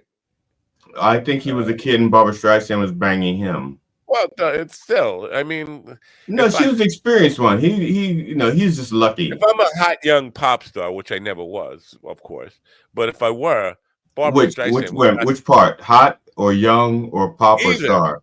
if I were in demand, Barbara Streisand would not be the one I would pick. As far as MILFs go, I would find a better MILF than that. Just saying. Hey, I'm not bad. I'm not nice. You be jive talking. You be jive talking. Dog catcher. He's here for me, the dog catcher. So we have nothing to do for the next hour because Kumbaya Man is consciously aware that this was not for him. We could all get the tape measure out and make ourselves feel bad about ourselves. I think Barbara Streisand was pretty decent looking in Prince of Tides. Well, speak for yourself, Stephen. Yeah. Okay, Matt. Okay, Ron. I'm just kidding. You're probably hung like a fucking mule. Got a fucking baloney roll, probably. On that nose, though. What nose? Oh, Barbara Streisand's nose. He's talking about my nose because my nose is almost as big as Barbara Streisand's nose. See, and I think noses are a good sign of character. So no, you know what? Barbara Streisand did have a certain sexuality about her, but by the time Andy Gibb became a pop star, she was probably 50. Maybe I'm exaggerating. Yeah, no, 50. She was a MILF, and I'm just saying, in that time, there were a whole lot of other MILFs that would come before her in line. I wonder if she pegged him then. What? No, what? He seemed like a guy that would be into that. He seemed like a guy that would be into that. Yeah. What was this hit song that they had together? I forget now. We got nothing to be guilty of. That's what it was. Guilty. We got yeah. So last night I was looking for the books. I thought Patrick sent me books to send to you guys, but it turns out he only sent me one book. He didn't send any for you guys. What an asshole. Also, let me know when you want to do showbiz, because I do have showbiz news. All right, we could do showbiz because we have showbiz. Let's go. But I just want to say, when I was looking feverishly for the book, I found a box of baseball cards that I didn't even know my son was. Oh shit! So I don't know if any of these. Where do I go to? So hold on. There are apps you can download that you can actually scan the card. It'll tell you the value and everything. Your bet though would be to take the box into a card shop and have them look. Just don't sell on the spot because they're going to try to rip you off because they think you don't know what you have, which you probably don't. But those would be your two best bets. And just as a matter of taste, they were my sons. My late son. So would you cash them in or would you keep them? Okay, so I guess it depends on where you're at mentally with it. If you feel like that you I mean sure, but also if you like to hold on to them for sentimental reasons because they were your sons, I think that's a completely reasonable thing to do. I wouldn't blame you. Also if you like it probably hurts more to keep these around, then get them checked out and see what you have to sell. Or you could do both and have them gone through, see what you have that's valuable, get those graded and cased up and looking nice, and then get rid of the rest. Or you could cash them out. You could cash them out and donate the money to a cause that you think your son would have believed in. Yeah. Wow. Do you know? I'm going to get to show business in a minute. Can't think of his name now. It's, Ron. David Gilmour, Pink Floyd. He sold his mansion and gave every penny of it away to homeless people. He sold his mansion for, I think it was $6 million, and took that $6 million and donated it to homeless people. He said, what, and then got himself an apartment. I think and that doesn't get enough press. That's an amazing thing to do. And saying, why do I need all this luxury when some people are just fighting for a roof, and just every penny of it? Like just I would sell a bunch of homeless people just to get a mansion. Yeah, I think David Gilmour lives on like a houseboat currently. Yeah, something like that. Yeah, but you know what? That kind of stuff that needs to be publicized. I know he doesn't do it for the publicity, but those kind of good deeds, I think, would help a long way with society's attitudes towards.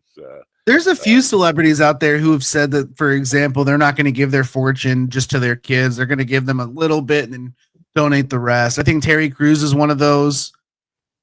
Okay, I have a question for you guys, and since at least 47% of us are in the entertainment business, where are you getting your fucking numbers from? Oh my god, all day has been ass. The NFL has the Walter Payton Trophy or award that they give to like the NFL player who's the most charitable or does the most good in their neighborhood. Do you think something like that would work in, let's say, an Oscar category for the most charitable actor or a Grammy for the most charitable musician? I think that would be cool. A Tony for the most charitable Broadway actor. It seemed like that would encourage virtue signaling. Like, I'm going to do it just for the recognition. Here's the thing, though. Yeah, but it would be still, the virtual signaling, but at least people would be getting helped. Because most people don't do things without a motive for themselves. Even if I was going to say, virtue signaling is a virtue signaling is kind of a thing that's just, they almost go hand in hand anymore. Because almost nobody, most people don't do good unless it's on camera. That's not true. Well, yes, it just seems like it because hold on. I'm going to say something that's virtual signaling for me, but it's going to point out why I disagree with that. I worked the soup kitchens and homeless shelters here for 10 years, and everybody who volunteered there alongside with me, you would not know one of those people. Right. They've never been on television. They've never gotten any publicity at all. And there were hundreds and hundreds of them. I'm the only one who ever had a platform to talk about it. But being around those kind of volunteer situations, when tomorrow I'll be in a place like that, and there will be 10 people who will be there with me who are at a place like that who won't even ever have anybody to mention it. But at the same time, if you're there and those 100 people are there doing the work that they've always done, if an NFL player showed up at that soup kitchen, the cameras would be there on that NFL player. Absolutely. And they're saying, what a good job he's doing today, while those other people are there day after day or week after week. Yeah. So no, I don't have a issue with Steven saying that a lot of people who do it don't do it unless cameras. I should have said that. Majority. I should have said that, yes, because I mean, we only really hear about people doing it when it is captured. Right. But I think you're a loser. That's fair. But because there is a lot of people that do good. I mean, when I worked at Walmart, you'd have people come in, secretly pay off people's, their layaway and all of that shit without anything in return. So it does happen, but let's do this. I'm going to press a button that says showbiz, and then we'll see what happens after that. And now, bringing you the latest in entertainment news from Hollywood, New York, and East Bumfuck, Montana. Here's our chief entertainment correspondent, Ron Kane. Ladies and gentlemen, it's showbiz. I feel like eating at Minucci. Yes, showbiz, everybody. Eat at Minucci's. So What's come on the now. menu today? It's Wednesday. It's vape night. So you know what that means, everybody? If I'm not vaping, I'm raping. There you go. So come on. Oh my God. Oh my God, no. Now, Ron, this looks like the sequel to Squid Games. Was it Squirt Games? What is this one?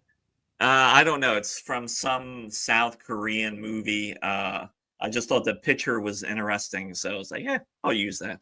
Squish Games. Yeah, this is a movie. I guess it's probably out on Netflix. It's some South Korean science fiction movie. I may check it out. It seems interesting. Yeah, I don't know anything about it. I don't know. So Carl Dean Thomas has passed. If you know who that is Dolly Parton's husband. He was 82 years old. They were married for 60 years, and he just passed away, I guess, yesterday or the day before. She was saying she's available. She was saying when she first met him, she was like 18 or 19 years old. He was talking to her, and she said the whole time he just stared into her eyes. And she said back then that was very unusual, and so that's why she gave him the time of day. Yeah, so guys, if you're interested, guys, if you're interested in Dolly Parton, when you talk to her eyes. All right, I gotta go to visit Dolly Parton. I'll be back. Look into her eyes, okay? I'm just saying that works with her. Don't be staring at her tits. Her eyes are up here. Steven's into banging 90-year-old Dolly Parton. How old is Dolly Parton? Well, I'll look up her age, but she's got to be older than dinosaurs. Hey, I would have knocked the dust off of Betty White when she was alive too. So I don't know, but I'm guessing 78.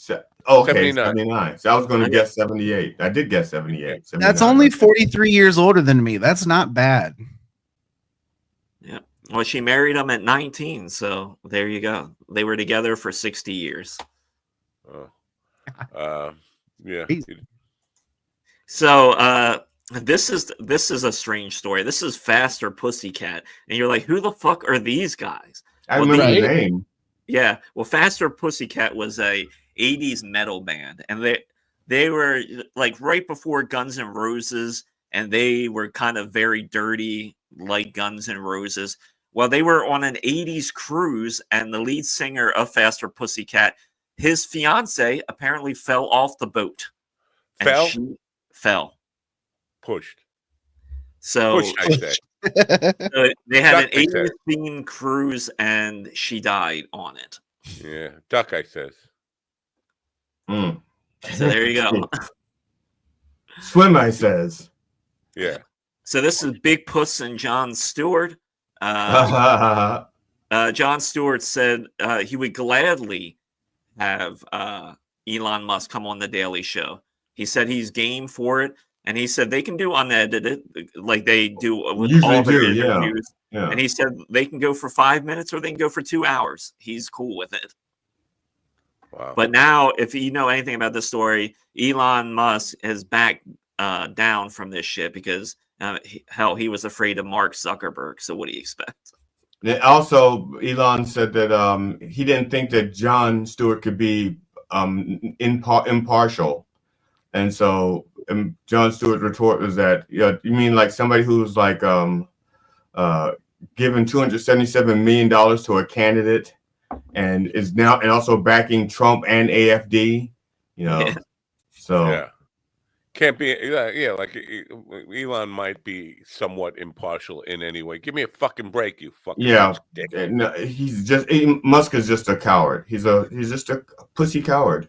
Yeah, so I'm sorry, I didn't mean to call him a pussy. Pussies are good. Big puss. He's big puss. Yeah, big puss. So we'll see if he actually shows up. I doubt he will because he won't. I think Stewart would probably beat him up, and he wouldn't be able to answer Stewart's questions, I don't think. Just before you go on to the next thing, him and Zuckerberg were supposed to fight. Now they are on the same side. They're like tongue kissing instead of fighting, right? So that's he just chickened out of that. They're tongue punching each other's fart boxes. Challenge him to a fight, and then pushed out of his own challenge. Do I have that correct? Yep. Well, that's like what I was going to fist fight Steven, and then when I met him and he gave me a bear hug, I said, I'm not fighting this guy. He's got too much upper body strength. He's got too much upper body strength. Balance. Steven has a lower center of gravity and he has all this upper body strength. I wasn't going to. I know, man. He's like a pit bull. So this is Daredevil Born Again. This is out now on Netflix. They're releasing. They're releasing 2 episodes a week on Tuesdays. So the first 2 have dropped. If you're interested in this, or you're a virgin that needs something to do tonight. Okay. Listen. Well, if they're a virgin and they need something to do, if they're not familiar with this, they may want to watch the first 100 episodes of the Defenders, all of them stuff. All the Defenders. I'm gonna have to advocate for geek kind out there. Okay, not all of us geeks are virgins. Not all of us are living in our parents' basements. Okay. If I'm not vaping, I'm raping. No, I'm not doing that either. I'm always vaping. So, so you don't have time to rape. Right. There you go. Daredevil is out there for the nerds. Nerds. Shut up. Millie Bobby Brown is in the news because I don't know. She felt like she was getting bullied with her appearance, so she put some shit out there on social media, basically telling everyone to fuck off and let her live her life. So if you're interested in that story is this the Bobby Brown who used to beat up Whitney Houston, who now had a sex change? Now this one's weirder because she's a child star from Stranger Things, so you've actually got to watch her grow up on camera, essentially. And there's just a lot of creepy dudes out there, of course. I mean, we know guys are creepy anyway. And like even when she was underage, it was kind of creepy. And like Christina Applegate when she was younger. I have friends going, man, look at that. No, that was way worse. Huh? Well, Christina Applegate was way more grossed out by people than I think than Millie Bobby Brown was. Because Christina Applegate looked like a 25-year-old babe at like 15. Like, it was weird. That's what I was saying. Because I don't know anything about Millie Bobby Brown. I was just comparing it to something I was familiar with. I had friends that would like watch Christina Applegate and they'd be like, "Man," I'm like, "Whoa." Ron, correct me if I'm wrong, but didn't she start on Stranger Things at like 11 years old or something like that? Bald head, shaved, and in a t-shirt. Yeah. Like, that was how she was introduced, and that I'm sure that immediately sent the pervs through the fucking roof. But I mean, she's been, and then watching her turn into a woman has been weird. Is it Dana Plato in the making? I'm sorry, that's terrible. I don't think so. She's got, unlike all these, she's in a different position than a lot of these former like child stars are. Because like with Christina Applegate, she really couldn't, say anything back. It was all right, exactly. It was just letters and really creepiness. But she's been vocal about it, and it's like, if you don't like my fucking appearance, don't fucking look at me and move on with your life. Like, what? I applaud her. Yeah, I mean, it's her fucking right. Fucking live the way she wants. You said you applaud her, but you don't. You just sit there looking at her.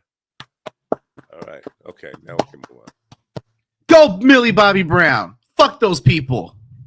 This is David Arquette, and because why not? He's going to be in Scream #7. Does he need a paycheck? More than likely. Does he need an addition on his house? Probably. He can't do that celebrity IOU. He can't do the celebrity IOU if he's not a celebrity anymore. He's not like broke. He's been involved in the wrestling industry for the last 20 years, but he definitely probably needs a good. He probably needs a check though, for sure. Yeah, and for the attention. I just read a story recently about stars that took roles because they needed something. Like, there's a good story about Carrie Fisher when she accepted Jay and Silent Bob Strike Back. All she wanted these chairs. She wanted like these 4 chairs, and they were like several $1,000s. And she said, "This is what I want because I've been looking at this for my house. You buy these for me, I will appear in your movie." And she did. Let me call them. I want a garage attached to my house. So anybody out there, if you put a garage in there, unless it's porn, I'm not doing any porn. And to be honest, my porn days are over. I'm done. Any more porn? Right. I said, my porn days are over. I would not pay to look at me. I don't care what your niche is. But other than that, we can put a garage out there. I'm in your movie. Yeah, now people will get on stars because they're like, well, they just did that for the money. But if you're in their position, I mean, that's everybody. I mean, you only have a job really for the money, because if you didn't have to work that job, you'd probably be happier. But most of us are whores like that. We need money. So the only difference between being a Hollywood celebrity and a normal person is we have to suck it up to go to McDonald's. They have to suck it up and take a shitty B-roll in some fucking terrible movie somewhere. Well, or C or D. I just say this because there have been very few jobs that I ever took just for the money. And there's never been just for the money. There's never been one single job that I ever took just for the money. Most of the jobs that I've gotten that are not directly in show business, I took and I sought out because they allowed me to use the creative skills that I used in content creation and everything else that I had learned along the way. So I was attracted to the position, the actual job, and went into it with some passion towards it. I've never been one of those people who said, I'm just taking a job because I need a job. And I've done it. I'm saying a lot of people do it, but I've never. Maybe I've been lucky to be able to always pursue jobs that I wanted to do. I mean, don't get me wrong. If I had the means to strictly pursue comedy just to do that, I would. So any jobs I'm taking now or in the future, I'm taking just because of the money. I'm using that money to supplement my life and then supplement my pursuit of doing comedy, so I can just do the comedy at some point. Hold on there. Now, do you not know that there are jobs that are out there that will pay the money that you can apply some of your creative skills towards, rather than having to take a job? Why do you think he's been working on relaxing his jaw for the past month? I know. That's what I meant. we're trying to control that gag reflex. Yeah. Oh, it's gone. This is Keanu.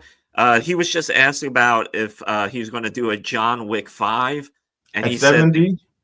said he said the character's dead, and he really doesn't have an interest in doing another John Wick movie. And he said, I understand that Hollywood can bring people back, but the character is dead.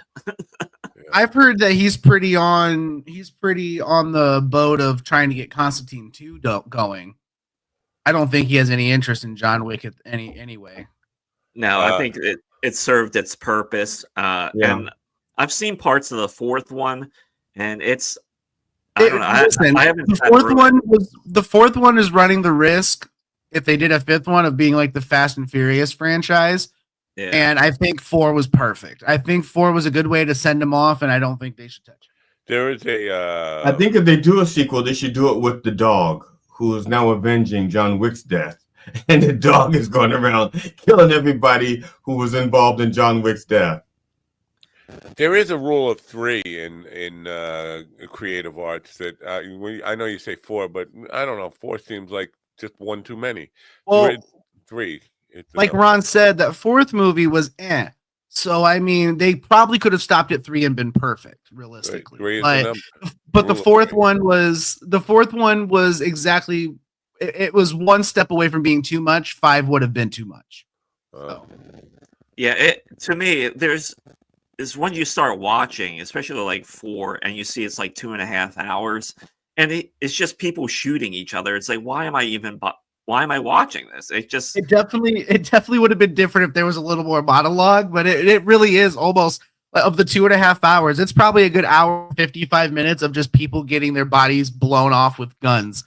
Like it's just bullet holes and shrapnel everywhere. When I was with Politipod, we did a parody on John Wick. We did a John Wick 5 parody. It was pretty fucking funny from as far as I'm concerned. Anyway, why is there a political angle to John Wick? I don't know. I'm not familiar. No, it's just I did make it a political angle. Yes, I did. Yes, I did. Very successfully. So yes, I did. Well, this is Prince, and director Ezra Eldman was talking about his documentary that he's very frustrated with because he put a lot of time and energy in it. He did like 70 plus interviews, and to have his project scrapped, he's very irritated about it because he feels like it should be out there. The work was put in. It looks like the biggest complaint that I guess his estate has is that he interviewed people and they talked about emotional and physical abuse in relationships. And so I guess the Prince estate does not like that. What was that? Prince abused them and emotionally and physically? Yes. It doesn't seem like a guy who could get away with that. I mean, I know money will, but it seems like even Macaulay Culkin could fight him off. Yeah, maybe, but like the emotional abuse that does kind of fit. You could see that happening, especially back in the day when he was on top of the world and he had all that power and influence at that time. Yeah. Did you purposely take the N out of his name? Is it 9 Hours of Price or Prince? It doesn't matter. It does matter. I want to know if it was unintentional or something like. Oh no, I think it was unintentional. Okay. I mean, I know I spell bad sometimes, but no, that one was not. No. Well, this was the thing with the writer who was supposed to be on this morning. He uses AI because he's dyslexic. Like, I'm dyslexic too. I always spell word backwards. I put vowels backwards. It's still not an excuse to use AI to write your books. No. I'm bad. I'm just terrible and careless. Would it be great though if in the beginning of the book the foreword was written by AI? It's like, I'm sorry, I have to do this because this guy is a fucking idiot. So. Yeah, that's right. That's what mine would say. The guy that was just on, the guy that we didn't show up, Kim Aronson. It says that because of his dyslexia, he used AI and an editor. It's like, I'm sorry, doesn't every writer use an editor, whether they're dyslexic or not? It's like, there's not special. Yeah, you're a writer, you use an editor. There's nothing to do with being dyslexic. Right. So this is Zach Bryan, and Shane Gillis will be performing a show at Notre Dame in September. Zach is the headliner, and then I guess Shane is opening for him. And I think they're going to have another comic or someone else.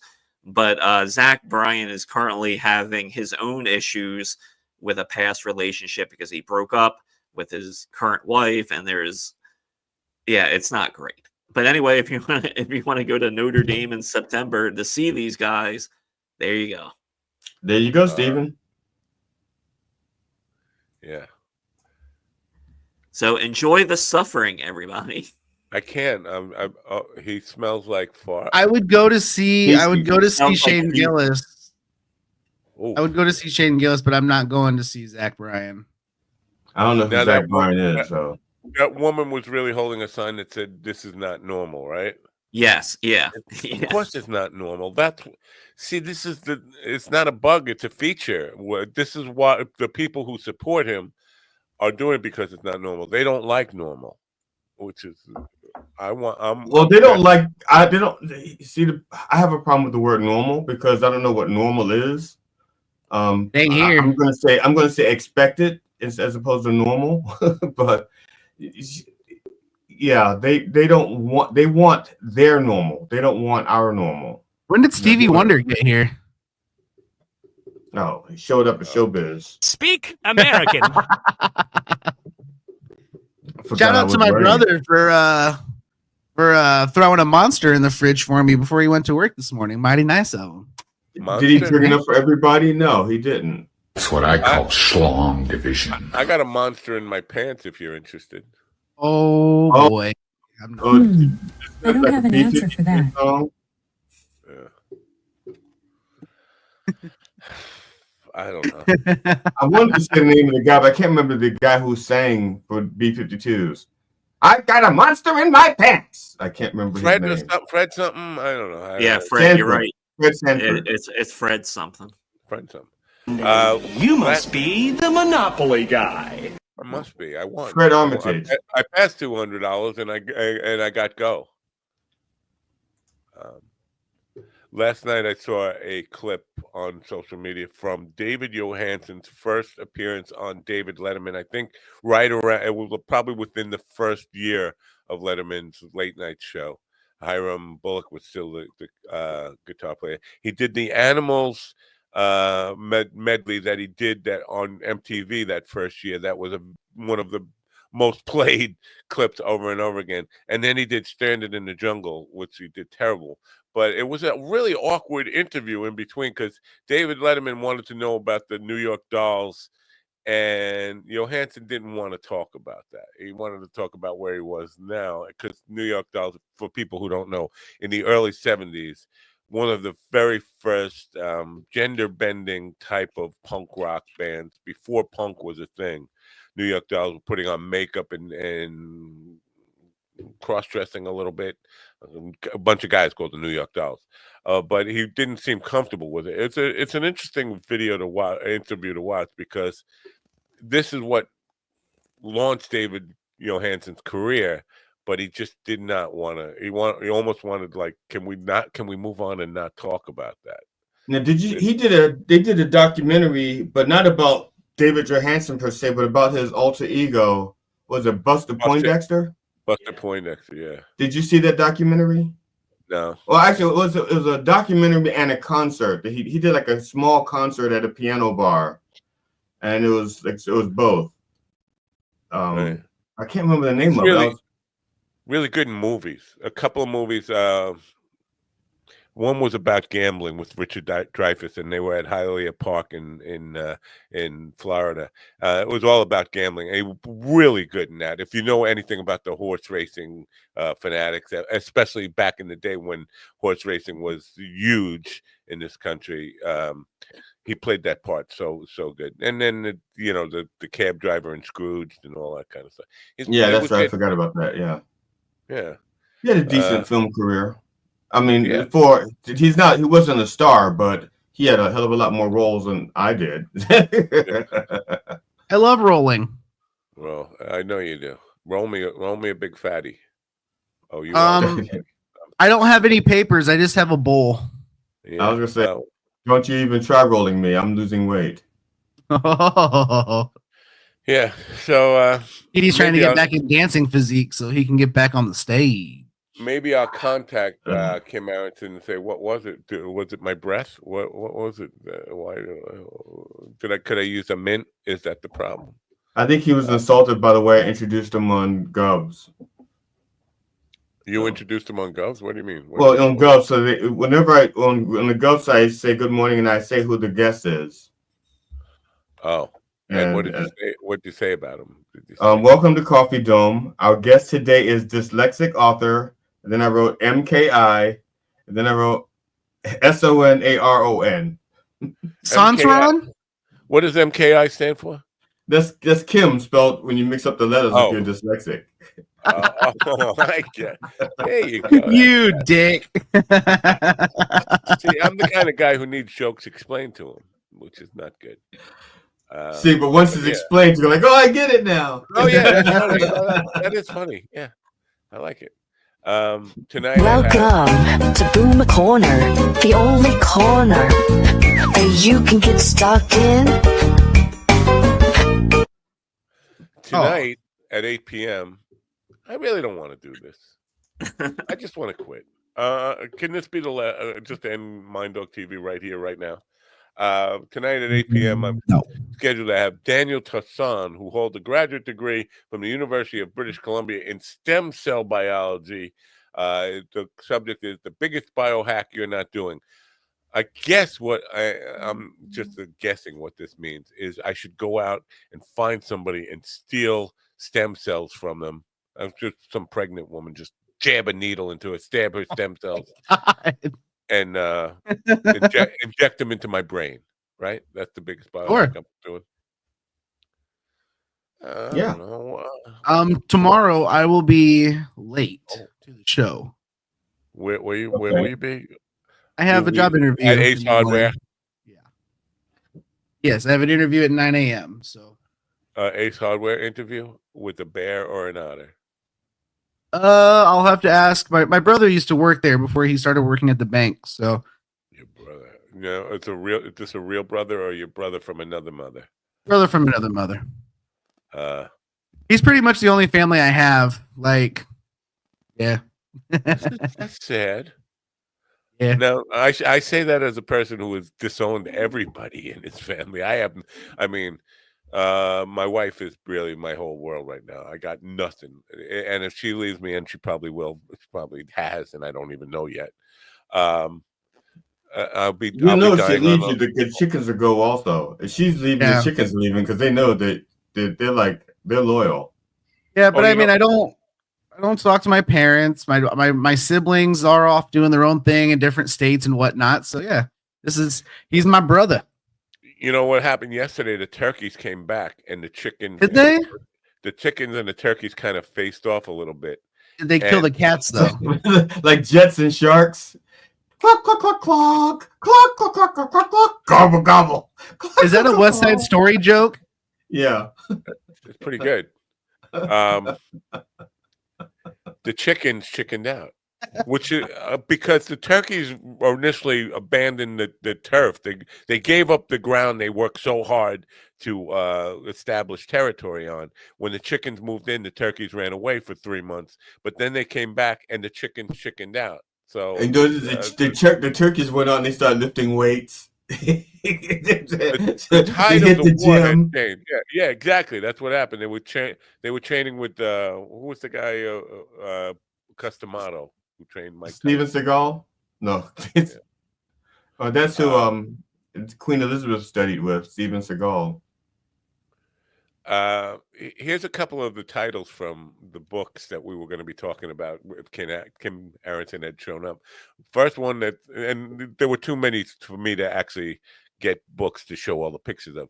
But the first one is The Tree That Remembers, The House of 1,000 Doors, The Flow of Life, You Are Telepathic. You Are Telepathic. I say telepathetic. Telepathetic. I'll come back to it. Awful Love and get telepathetic. Reality on the Edge of a Slit. The reason that telepathetic came out of my mouth there is back in the day when I was doing the Mind Dog radio show, I had lots of psychics on who were telepathic, and I described one of them as telepathetic, and that people just kept bugging me about that. But that's it was a Freudian slip. I had a friend of mine who my was first album telepathetic. It used a Telecaster. I was telepathetic because I couldn't play very well. I had a friend of mine who was girls used to be crazy about his smile. And he really thought he was like a Brad Pitt guy. He really thought he was like the next Brad Pitt. And I used to call him Brad Pitiful. Wow. But this reality on what's the last one? Reality on the Edge of a Slit. SLICK? SLIT. Reality on the Edge of a Slit. I'm not sure exactly what that He's might be dyslexic. about. He may have meant clit. That's where my dirty little mind went. But anyway, he's not here, so don't buy those books. If you see any of those books, just don't buy them. Unless he changes his mind and comes on another day, which I'm not really. I'm done with. But he didn't call. He didn't call. He didn't write. He didn't say I won't be there or I'm running late. I'll be there. Yeah. Yes, I am available for a quick chat today. Somebody just emailed me about a thing. Oh, that thing. Are you available for a call today or tomorrow? Yeah, well, yeah, better today than tomorrow. Actually, I'll be traveling tomorrow to go do a show for Tim Dillon's mother. Yeah, Tim. Oh, and she's still alive. She'll be there. CD's like, who's Tim Dillon? I never heard of Tim Dillon. No, actually, I was just thinking about that the cancer kid from last night's thing. The kid who wants to be a cop. He was like a 15-year-old kid. And he's been fighting brain cancer for like 4 or 5 years. And Trump brought him on or introduced him. And as soon as I saw that, I went, okay, they're applauding this man. Just try to get all the cancer research money from NIH, childhood cancer, stop funding it, right. And they're applauding him.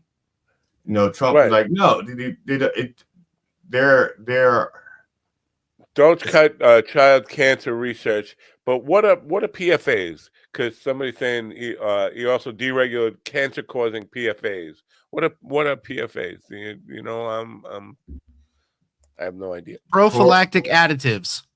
I was gonna say poor fucking assholes, but anyway. So yeah, I mean, it's just like it's a prop. Using a kid as a prop. That's a cancer. A kid with brain cancer. I don't understand why the father lets him do it though. See, the kid, I can understand. The kid's like 15 years old, but the father was like basking in that glory, wearing his like American flag Texas style shirt, his Texas Lone Star shirt or whatever the fuck it was. To me, I don't know why. Your first job as a parent is to protect your child. Okay. No, your first job as a parent is to buy him a MAGA hat. Buy him a MAGA hat. Then you protect them because they're going to need protection. Well, the kid didn't even have a MAGA hat, so he still failed. He didn't wear it because he. He's well, that's true. Because even Musk wasn't wearing his. Musk wore. I didn't put in entertainment news, but I'm not sure if you saw. Next Wednesday, John Mulaney is going to have a talk show on Netflix. Well, a talk show like where they added. I am not shocked by that. That makes sense. Yeah. Well, he did some testing earlier last year. Right. During that Netflix is a joke. I was gonna say that Netflix is a joke. That did seem like a dry run because they did have that set up almost like a nighttime show or like a talk show. It's that format. It's because I think I remember the test. It was typical Johnny Carson setup format. Desk, somebody sitting next to a guy at a desk, right? It was that, but it was weirder too. It was a lot weirder, and like the way they weaved in between things and addish and the comics they brought on. I think Nikki Glazer said it best when he had her on the show. And she asked him, she's like, is this Is this just a joke that you're the only one that gets it? So is it like, because I didn't see it, so I'm just asking. Literally, I'm just, because usually when in Hollywood has an idea, it's like a cross of this and this. It's like an adaptation. So did this feel like a cross between Johnny Carson meets Between Two Ferns? No, because Between Two Ferns was almost meant to like shit on the person that he was interviewing in a funny comedic way. This seems more of like a conversation mixed with weird bits and skits and between bits, and then they do over the summer when they did that show, it was all stuff like very LA centric. They were tackling like LA problems, and so I don't know if this will be like more suited for like a national. I don't think it's going to be like a true port of like a Johnny Carson show. It's going to be along those lines, but it's going to be a little weirder.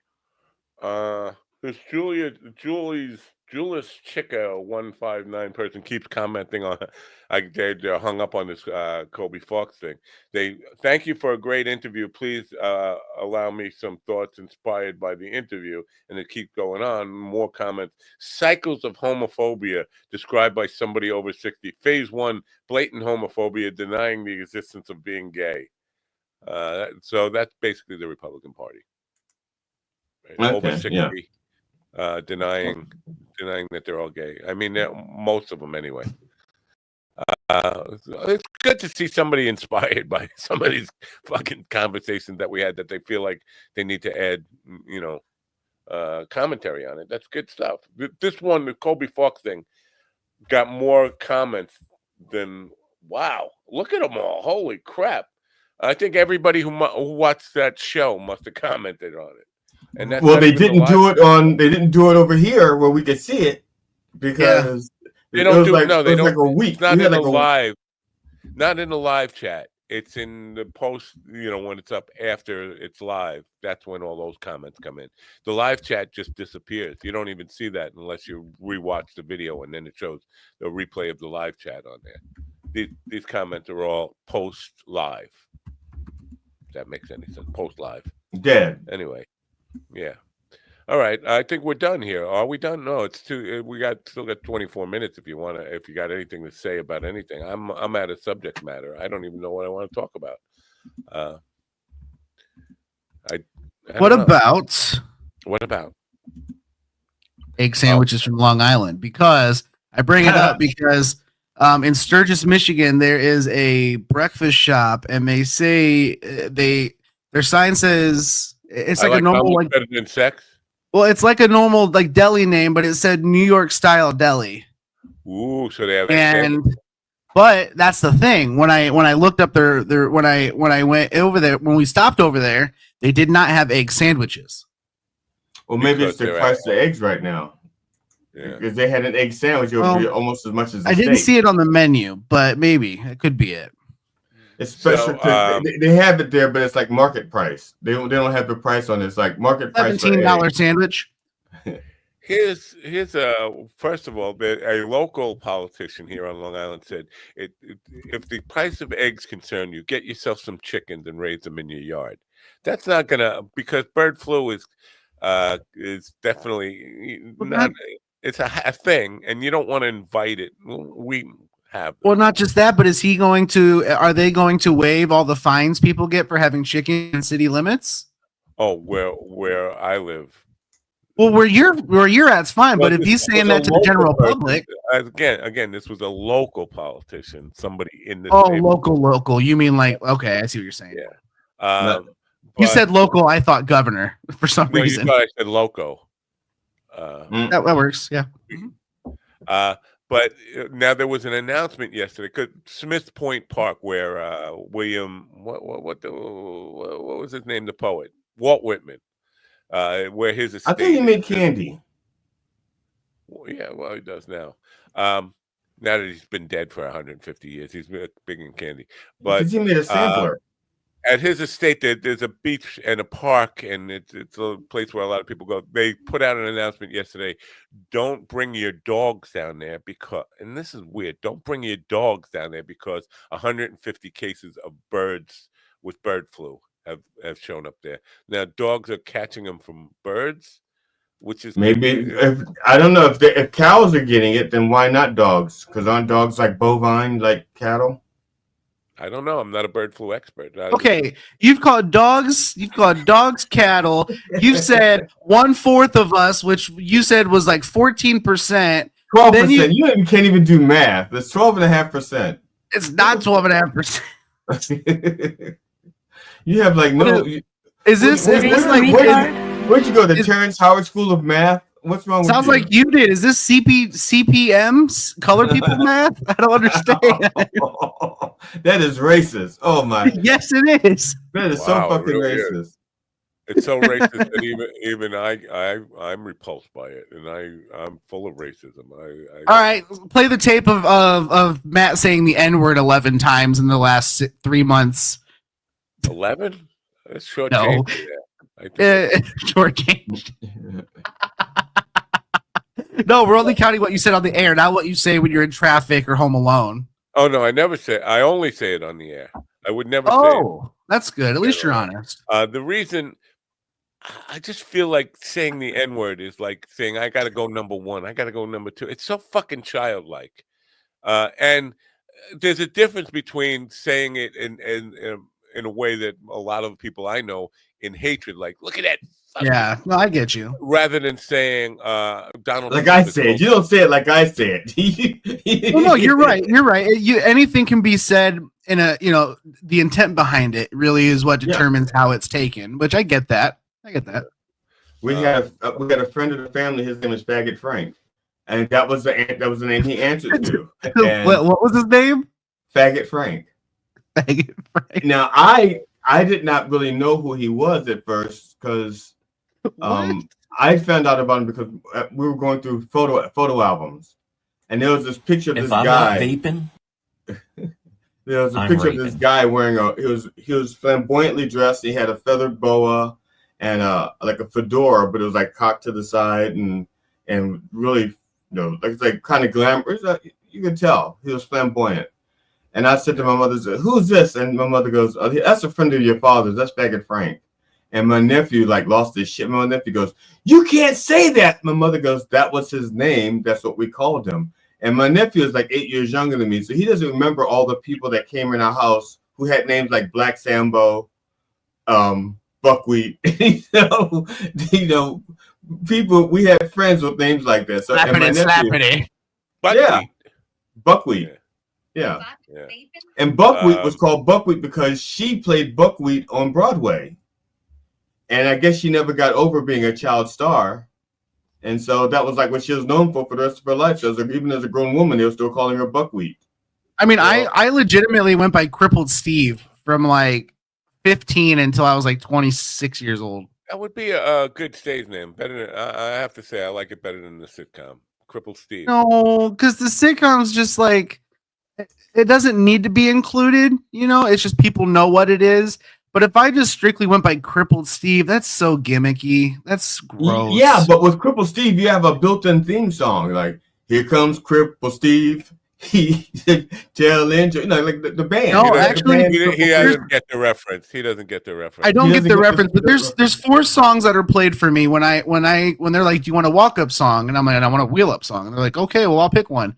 And it's always it's always either "Rollin'" by Limp Bizkit, Ed Sheeran, "When Your Legs Don't Work Like They Used to Before," that one. I don't know Sharon songs at all. That song, I would walk 500 miles. Yeah. Usually those 3 are the main ones chosen, and there's a couple others that people choose, like Riding Dirty. Or I think they should do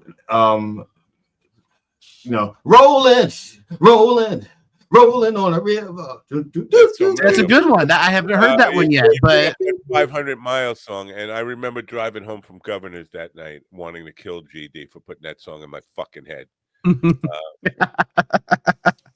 I'll be honest, I forgot I did it. Yeah, you did it.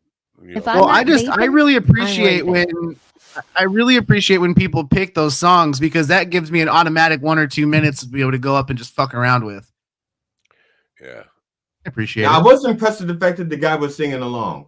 because those I made up those words. And he never heard those songs before. You know, the fact that he was singing along with you and he never heard the song before was fantastic. I enjoyed that. Wow. Yeah. I saw that. I was going like, because I almost was losing my place because I was like in awe. And I bet. Yeah, I was like, okay, I can understand people singing the refrain because the refrain and stuff, but he was like trying to do the verse as well. I'm like, fuck me. Yeah. His girlfriend was like, quiet down. He's like, no, this is awesome. Like, it was great. Yeah. If I'm not vaping, I'm raping. That's not true. We need a Boy George tribute band. That's what we need. Well, Culture Club tribute band. Do you really want to hurt me? I think half of America really does want to hurt you. Well, when I used to sing in church, when I used to go to a Catholic church, there were some songs we would do, and I would imitate different artists. And so there were some songs, religious songs. There's two of them I sang like Boy George. and that was mainly so I could, because I was a guitarist. The guitarists, we were all in the back. We were on the back row, and the choir was in the front. The choir was in front of us. And so whenever I would sing like Boy George or something like that, they would turn. You can see they would turn around like, who the fuck is singing like Boy George? Or was that Teddy Pendergrass back there? Barry White? What the fuck is Barry White singing back there? So I used to sing like different people in the choir. Now, is the Rev going to be here tomorrow? I'm glad you reminded me. I've had to let him know because he once I told him that Mr. Bivens was going to be here. Well, I'm going to be late, but I really want to meet him. So here's the deal. I have to be on the road almost exactly at 9:00, but I will be able to push the buttons to start the show. Good. Okay, I was going to ask you that. Okay. Yeah, just so it's simpler than you think. I mean, I load up the news stuff, and I basically wait till the counter hits 10. That little counter up on the top, and when it hits 10 seconds, I hit go live, and then when I see the live thing pop up on the screen, I just hit the news video.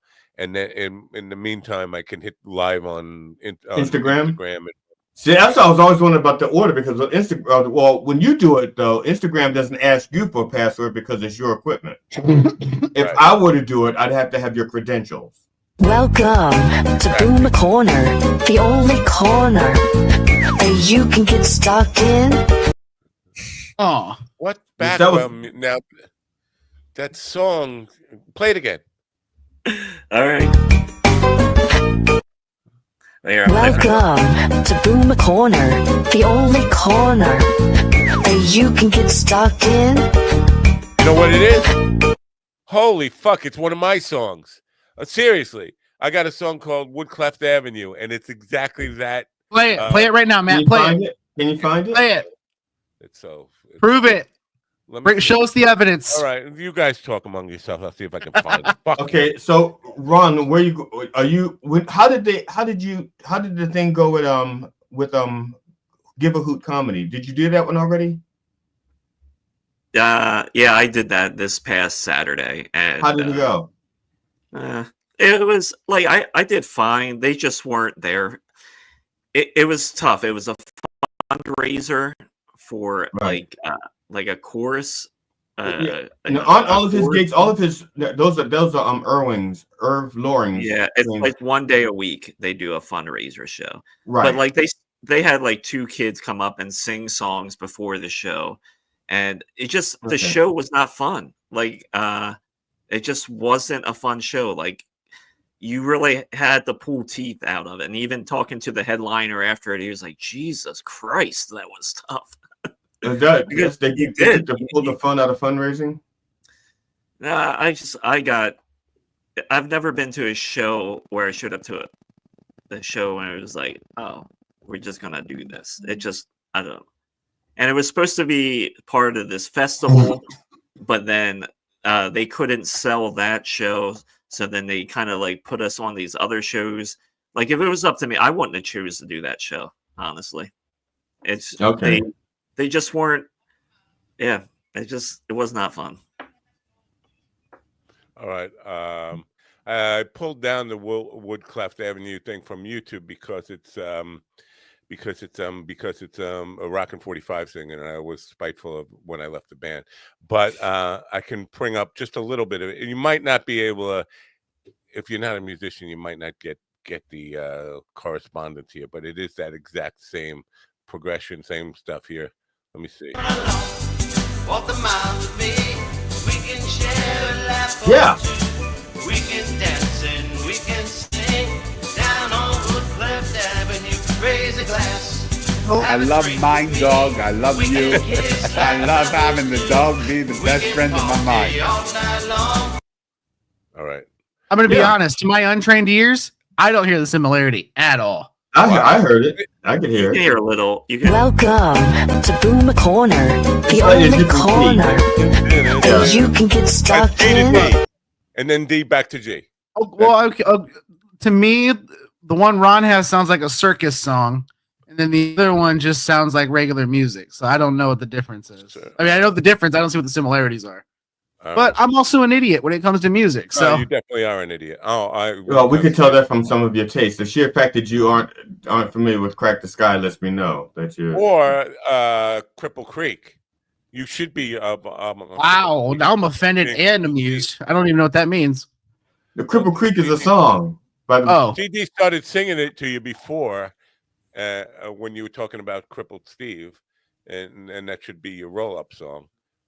You know, you may not know this about me, but when I was 16 or 17, I ended up. So a buddy of mine called into a radio station and requested a song, and he mentioned, and that's where the name Crippled Steve came from. He's like, me and my friend would like to hear the song. I go, who's your friend? He goes, Crippled Steve. And the guy on the radio's name was Dr. Reverend Strokawilly. That was his name. And but he went by Stroke. And I ended up calling him again 2 days later, requesting another song, and we ended up bantering on the air. And they loved it. And they ended up bringing me in, and I volunteered at that radio station for 2 years under the name Crippled Steve. And it was the Stroke and Crippled Steve show. So cool. Up in on Panama City. Up on Crippled Steve, she vapes me. If I spring a leak, she rapes me. I don't like that theme song. Nope, not a fan. That's for you. Not a fan. I'm so not a raper. You couldn't avoid the royalties anyway. You couldn't avoid the royalties anyway. If I'm not vaping, I'm raping. If I'm not vaping, I'm raping. That's got to be a T-shirt. Why am I? There was another. There probably t-shirt. is a T-shirt. Hold on. I think that's Ron's. I think that's one of Ron's like catchphrases from his stage performance. That's it. Yeah, I've been doing a joke that uses that. Yeah, you guys come up with a good idea or say something, and then I don't remember after the show is over, and I'm like, "What the fuck was it?" There was a T-shirt that it's got to be on a T-shirt. Just last week, got to be on a T-shirt. I can't for the life of me remember what the fuck it was. And does that ring any bells with you? Like that's got to be a T-shirt. No, we say that a lot though. I know. You said you wrote down. That's why you're supposed to B-roll this stuff, man. I'm ready for Matt to walk into a room and just go. If I'm not vaping, I'm raping. No. Well, you wrote down something yesterday when the Crypt Keeper guy was on that you said should be a T-shirt, and then. No, I didn't write it down. I hit the B. I should go back and see. He said something. I don't know if it was a T-shirt. It was a good quote. It was an inspirational quote. And I don't remember what it was. But I beat that. I can go back and find that. I remember that. Noob without the lube. That's Steven's real. That's Steven's kind of like Elf on the Shelf. Noob with a lube is Steven's new thing. Listen, man, I was having so much trouble getting those reels off of there because Did you get them though? Finally, I did get them finally. I had to use my phone, but dude, when I say my computer is bad, it's bad. I tried downloading them and it would shut off. So. What's your memory like on there? Are you at your? Because no, I wiped it. I wiped it clean like 4 months ago because I couldn't get it to like boot up all the way. Could you wipe me clean? Sure. But it's just it's just old. It's like 6 years old. It's But Windows. 6 years old is not old, and I mean, it should still work. Technology terms, that's a long Yeah, time. but that doesn't mean it's dysfunctional. I mean, I had a computer Right, for it like should 10 still years. work. Yet, I don't know what's going on with it. I've reset it. I've installed Windows. I've had to reinstall Windows twice because it keeps crashing. I've taken it to somebody and they said, have you looked in Facebook? Listen, I don't want to give maybe I shouldn't give a plug to Facebook Marketplace, but I've seen used Macs on there that can get the job done for $50, $100. You should go on. No, that's not a thing around here. You won't find. I've gone on Facebook Marketplace. The only Macs I've found have been around $350 and up. $350 and up. Well, it's still cheap for for a Mac that's in good condition. Like, well, the one that was $350 was dented and had paint on it. So, so that was probably. Have you tried changing the power cord? The thing is, I have 2 power cords for my computer. I didn't know this about me, but I lost the power cord. No, I mean, with my current situation, it's low on the list of things I need to get. But as far as growing the show and everything, it's something I need to get at some point. Because I'd like to be able to edit video. Well, like I told you, GD, like I'd like to start going to like some of these things with press passes and do some stories and make videos about them. And I need something that I can edit video on and things like that. So. A 2023 MacBook Pro, 15-inch, a 13-inch MacBook Pro, 2 blocks away from my house, $115. Yeah, if I had it, I'd get it right now. So, when you said some of the things you need to get, Stephen, do you need to get right with the Lord? Is that one of the things you need to get right? Need to get right with the Lord, boy? I'm sure I do, but no, I'm slowly getting things coming together. I'm close to securing a job. My brother here has given me, a room, a bed, I have no time frame that I have to leave, so I'm just saving so I can get where I need to be. So, yeah. Huh. All right. Yep. Just looking at pages and pages of Macs here for. I can send you screenshots. Like, first of all, where I live, this city I'm in has about 1,500 people. No, but they will ship. I mean, they don't have to be local. They will ship stuff to you. I mean, if things are as bad as you say with the computer stuff, I mean, it's not like you have to spend thousands of dollars. That's a but at the moment I don't even have hundreds of dollars to spend on. You sucky. Well, go out and give a blowjob. 2. I think that's 2 blowjobs. This is a mean thing to say, so I'll say it. You didn't know this about me, but that person who blamed me for, and I don't know if they've actually done it, so maybe I should. They said I was the reason they were going to commit suicide. I don't think she has. But when I mentioned, if you have the resources to get from Westchester County to Shoreham, New York, you have the resources to get some help in your area. And she said, resources? I was going to blow a guy to drive me there. Wow. Well, that's resourceful. It is resourceful, I guess. But the other point was she's saying she was only coming for a night. Like, who are you getting to blow to get you out of here? Like that was the first thought. Like, what do you put an ad on? Blowjobs for rides? How do you? Somebody's got. I think that's DoorDash. To drive somebody 150 miles, I think it's cheaper just to pay the going street rate for a blowjob, right? For all the gas and tolls you're gonna hit. Blowbird. I mean, yeah. And what are you gonna get the blowjob while you driving Bluebird. here? That's Bluebird. Yeah. So anyway, I hope she didn't kill herself. But the point I'm making, Steve. But if she did, hopefully she found somebody to bury her. With a mouth like yours, you could definitely get enough money for a keyboard. Especially with the hair down here, they hold your chin, they'll grab it by the chin and hold your mouth open like this. May I offer? Now, this sounds like a boomer thing to do, and it is a boomer thing to do. There are sites that I go on where I take surveys, and they pay me for the surveys. I have made like $500 in a week's time just taking surveys, and they PayPal it, and then you can transfer it right to your bank. If you're willing to send me a link, because the few that I've tried out have been scammy, or they send me a bunch of shit, or they immediately ask for bank account info, and I'm like, no, stop. Well, you can give them PayPal info where they can send money to your PayPal. They're not taking money out of, and that's what I do with them. Or you could donate sperm. You tried donating sperm. Good. Right. There was somebody who wanted me to go to, and this is a little weird, wearables technology, and they want to pay me $450 to go to New York City one day next week, and they scheduled this thing for me to go to New York City, and I try out this wearable technology as a test. You test. Is this are these the cyber underwear?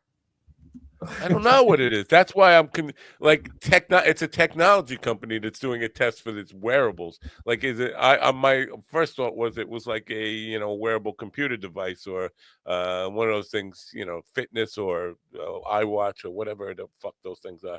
But who knows what it is? I'm not going for it. I'm just saying those things are out there. I get them all fucking time where they want to guinea pig me.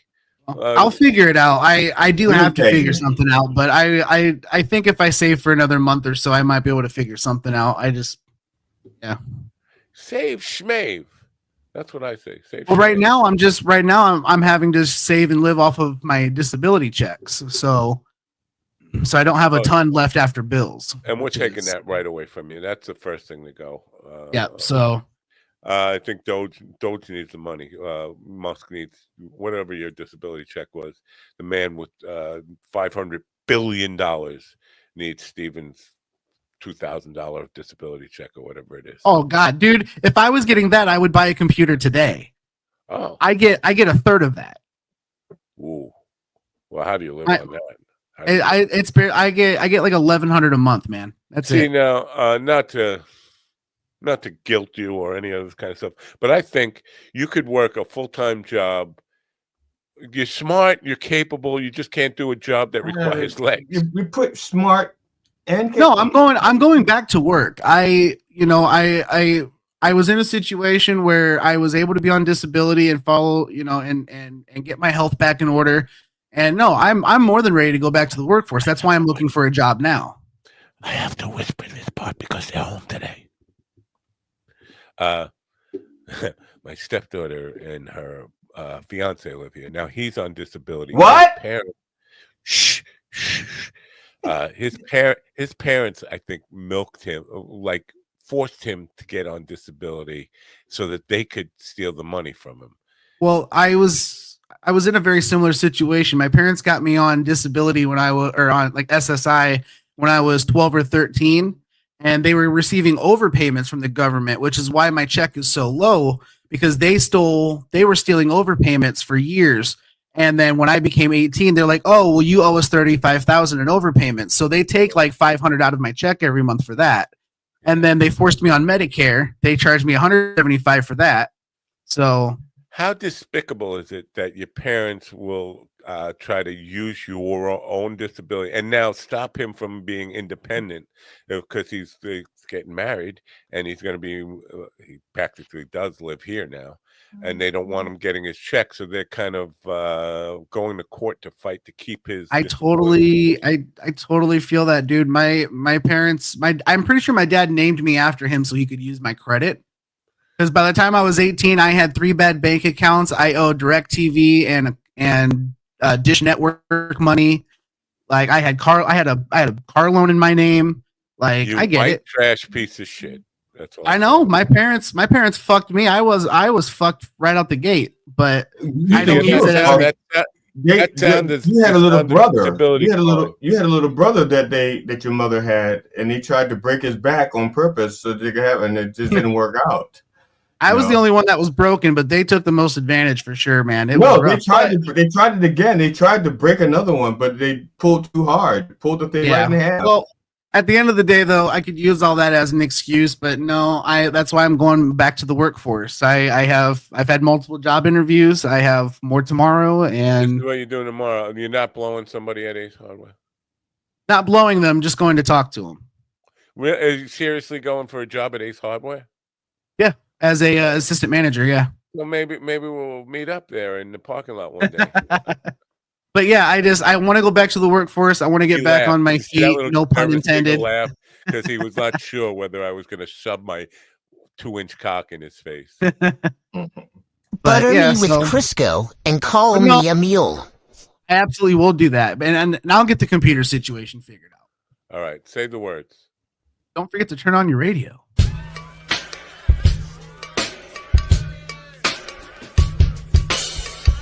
Finish inside me.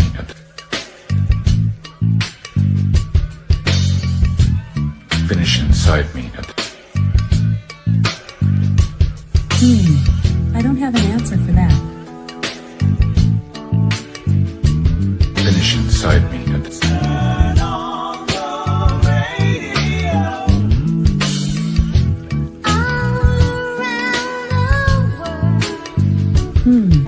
I don't have an answer for that.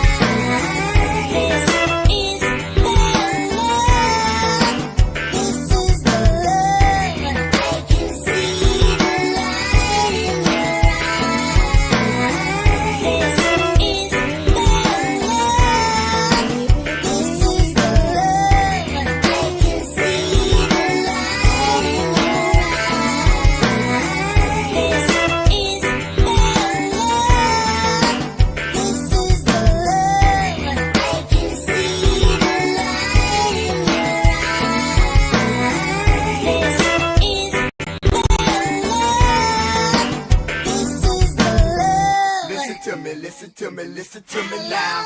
Listen to me, listen to me, listen to me now. Listen to me, listen to me.